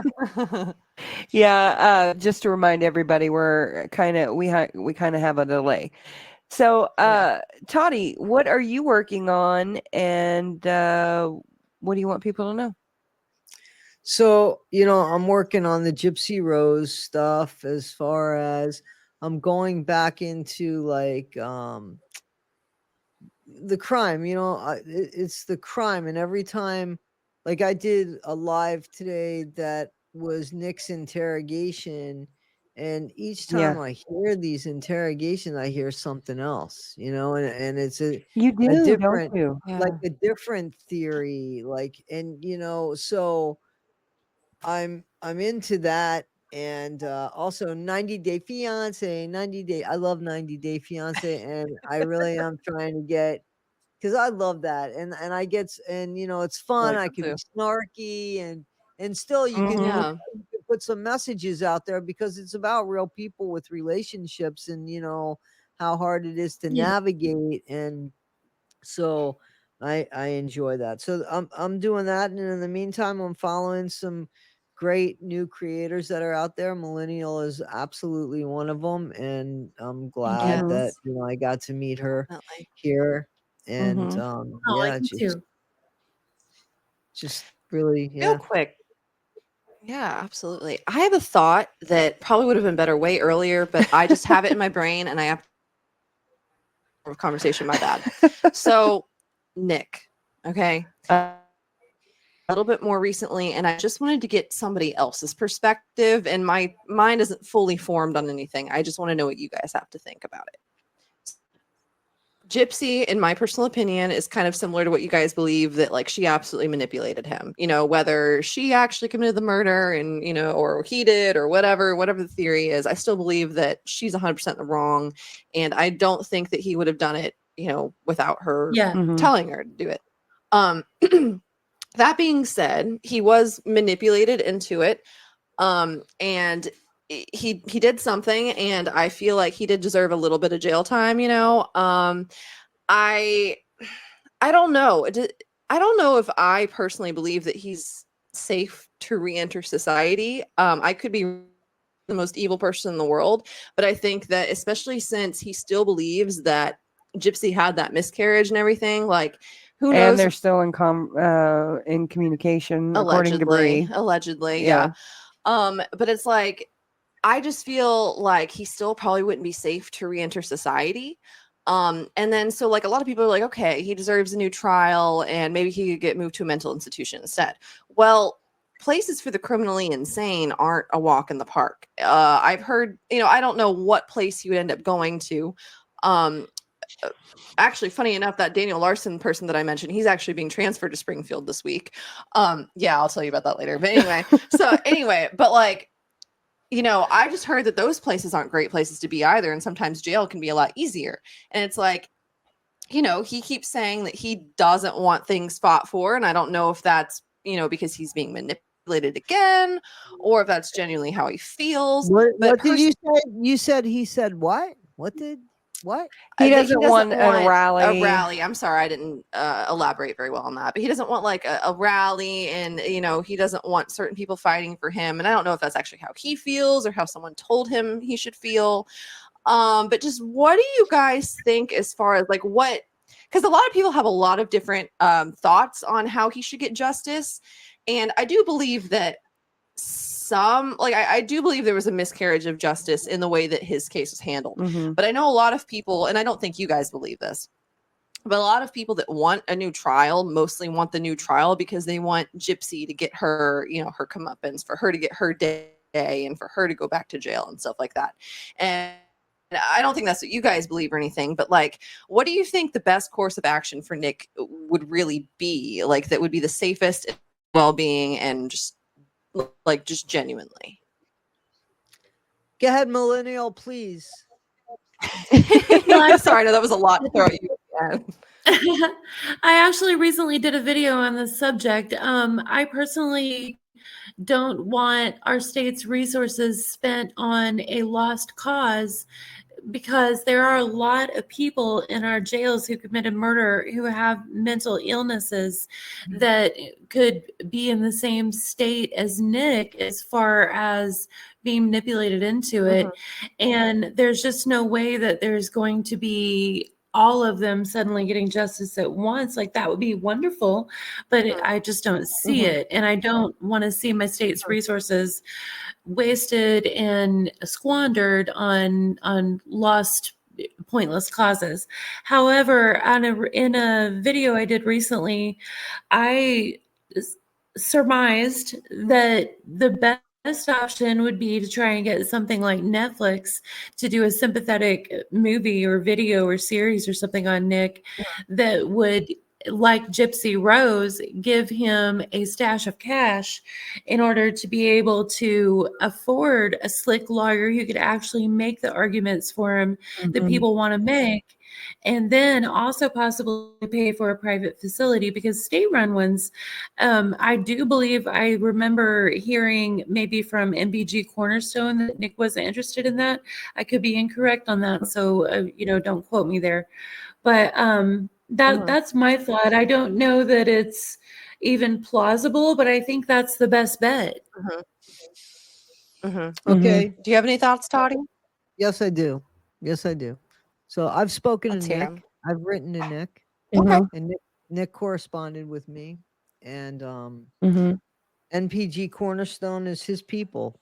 Whether that's right or wrong, those are the people that represent him. They've never reached out to me. I wish they would. I'm all for doing what we can do. And here, he's not going to get a new trial.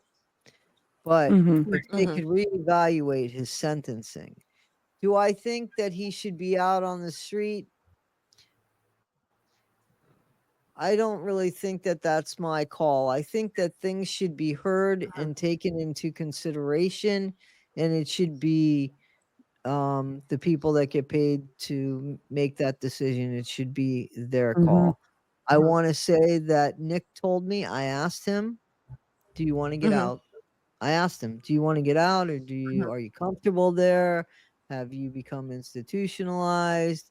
He got insulted by that and said, of course he wants to come out. Of course he wants to get out. So it's not that he wants to stay there. So people that are, I want that to be clear, that he does not want to stay there. As far as Thank you. Okay, thank you very much. He never said anything about any protest or anything like that. He's been very short with me, not short rude at all. He's not been rude at all. He has just answered the questions, and his answer to he said, I don't want to, I'm paraphrasing, but that it was stupid for me to ask a question. Of course he wants to get out, and and those people that don't want to get out. And I explained to him that I worked in a jail and that there were indeed, in fact, people that didn't want to get out. As a matter of fact, when they got out, they threw a brick at a window across the street to get back in, because exactly. it was easy for them. So because I thought, if I'm going to fight for this guy, I want to make sure he wants that. You know what I'm saying? Yeah, absolutely. And he said that, that he, for somebody to not want to get out would mean that they have nothing for them on the outside. And he has things that he would be looking forward to on the outside. So let me be clear about what he said about that. Okay. So, and I just feel like he wouldn't have committed this hadn't it have been a perfect storm. That being said, people got struck by lightning twice. So would there be another perfect storm? And how would I feel if I helped somebody get out and somebody else manipulated him, or maybe the same person manipulated him and another person, passed away? I don't think that Nick unalived an unalived person. I mean, I think Nick unalived an unalived person. I don't, or at least put her out of her misery, because from my understanding, there were things that were said about her suffering for a few days. It wasn't one day that she, so he, and I'm beginning to think that it's not true, as like she crawled around the apartment, I believe. And somebody said something about that. And when I heard the interrogation, and heard about the blood that was picked up all over the apartment, I said to myself, well, maybe there's some truth to that. They both said that. They just said it differently. According to Gypsy, Nick had his hand around her throat and was guiding her to clean up. According to Nick, he couldn't clean it up fast enough for Gypsy. You know what I'm saying? So, and I believe Nick. So, I feel like at least let his story be told fairly. Allow his mitigating circumstances, which are real, to be considered, because hers were fake and they were considered. Absolutely. And thank you so much for sharing that perspective, by the way. That's why I wanted to ask it here, because I figured you guys would have good takes on it. And like I said, I didn't have like any specific like hard opinion one way or the other, but there's so much just in this whole community. There's so much like differences and things that are being reported. And it's like, that's just something that I heard, you know, that he didn't want this or he didn't want that. And, you know, there's no way for me to know if it was true. So I thank you very much for doing your own due diligence by reaching out to him. It's something that we haven't done. But, you know, I do appreciate that. And it's a complicated situation. You know, again, I don't have a solid opinion one way or the other. I just was curious as to what your guys' thought process was. Yeah. Wild. And I didn't feel comfortable reaching out to Nick because I had spoken to Fancy. And so I felt like that compromised me in some way. Or at least in his eyes. So I didn't want to even open that door. Gotcha. Just for his own sake, more than anything else.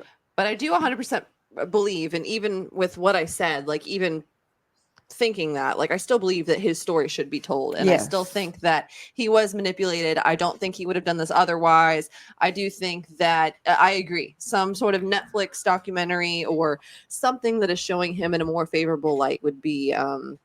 So I want you guys to understand something, that how simple, like I want you to think about the missed opportunity that Fancy, you know, if she would not be so angry, she could do any of this, right? Because she helped create or she helped perpetuate. She didn't create so much, but she helped tell this story. So wouldn't it be something if she were to humble herself, do a little documentary, say, hey, listen, I was wrong.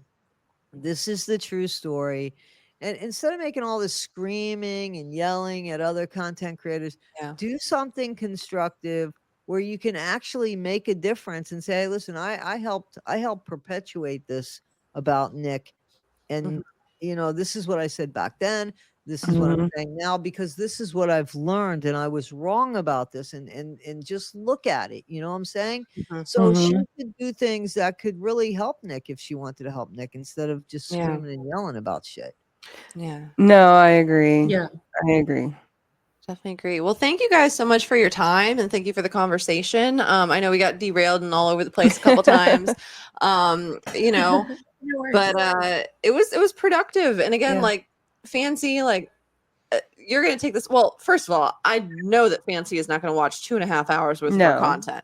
What's going to happen is one or two of the people that watch her are going to clip like 2 or 3 minute intervals. Anything bad that we say about her, and they're not going to show any nuance, and they're going to make it seem like we're just bashing her. And I'm not going to pretend like I'm 100% above bullying. Okay, that sounds bad. What I'm trying to say is, I'm not going to hold myself to a standard to pretend like I don't ever say anything that might be a little mean. Maybe I was a little mean. Okay, I'm not going to sit here and pretend like I'm perfect or that I'm trying to be any certain type of way. I'm not. Fancy deserves, you know, to be able to say whatever she's going to say, but that also means that she deserves to be criticized for whatever she's going to say. And I think that's where I'm at.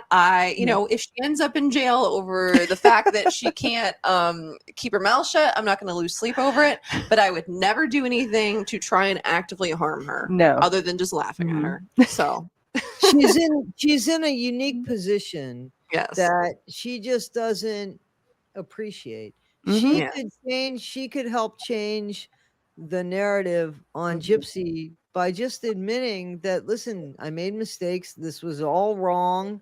And just by by presenting it in a way that where she's approachable, she could really make a difference, and she would end up looking good.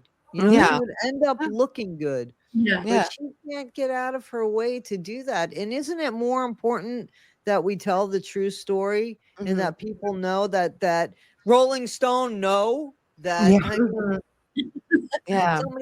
Somebody said that they wrote their own Rolling Stone thing, and it was $2,000 to put the story in there or something. Wow. That's what somebody wrote me that and said, it's $2,000 for them to sell their own article to Rolling Stone. Well, I believe that because I've followed Meghan Markle for several years, and she does that on a regular basis. Me too. Oh, God. Yeah. Oh, God. Yeah, with their PR company, Sunshine Side. Yeah. A big reason why a lot of people like believe the narrative that Gypsy is just bullied online and that's all it is because, like, again, I'm not trying to act like I've never said something mean about someone, but it's like not all the content, but a lot of the content from Fancy and other people is a little bit of bullying. And it's like, I'm not saying that there's not a place for that. I'm just saying, like, I understand why people don't take people seriously when all they're doing is bullying. And, Fancy sounds a little nuts when she says stuff. And, I'm not saying everyone else does, but she sounds a little nuts when she says stuff. So that's why a lot of other people aren't taking it seriously. And that just makes me a little sad. Well, here's hoping to a little bit of a reality check from everybody. Yeah. But thank you so much. Thank you both so much. It's been a good conversation. Yes, thank you guys for being here. Well, thank you. And thank you again, Millenial. It was great to meet you. And I'm sure I'll see you again on the airwaves. Absolutely. I enjoy both of your guys' content, and I think you guys are both reasonable and nuanced. And not that there's nobody else that's like that, but I do appreciate both of your guys' perspectives. I appreciate that. Thank you so guys much. for having Same to me. you both. Of course. Thank Yeah, you you're so welcome. much. And we hope you have a blessed day. And we hope that everybody goes out there. I don't know what you were saying. Can you guys let us know when you're gonna put this up online? Yes, as soon as I push stop recording and I edit out the front part of this, I will put it out. Okay, great. Thank you. Awesome. I appreciate it. And again, have a good night, everybody. And thank you again for having me. Yes, thank you, you so Toddie. much. Have a good night, everyone. Bye-bye. And thank you, Millenial. Thank you. Okay, bye. Thank you. Bye. Ladies and gentlemen, thank you for tuning in to Military Broadcast Radio. As we wrap up today's show, we want to remind you that the podcast of today's episode will be available right after we go off the air. So if you missed any part of the show or want to listen again, be sure to check it out.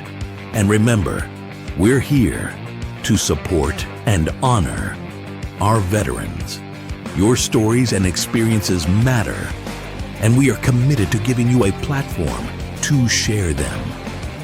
That's right. We're here to give our veterans a voice. So don't forget to catch the podcast and stay connected with us. Giving our veterans a voice.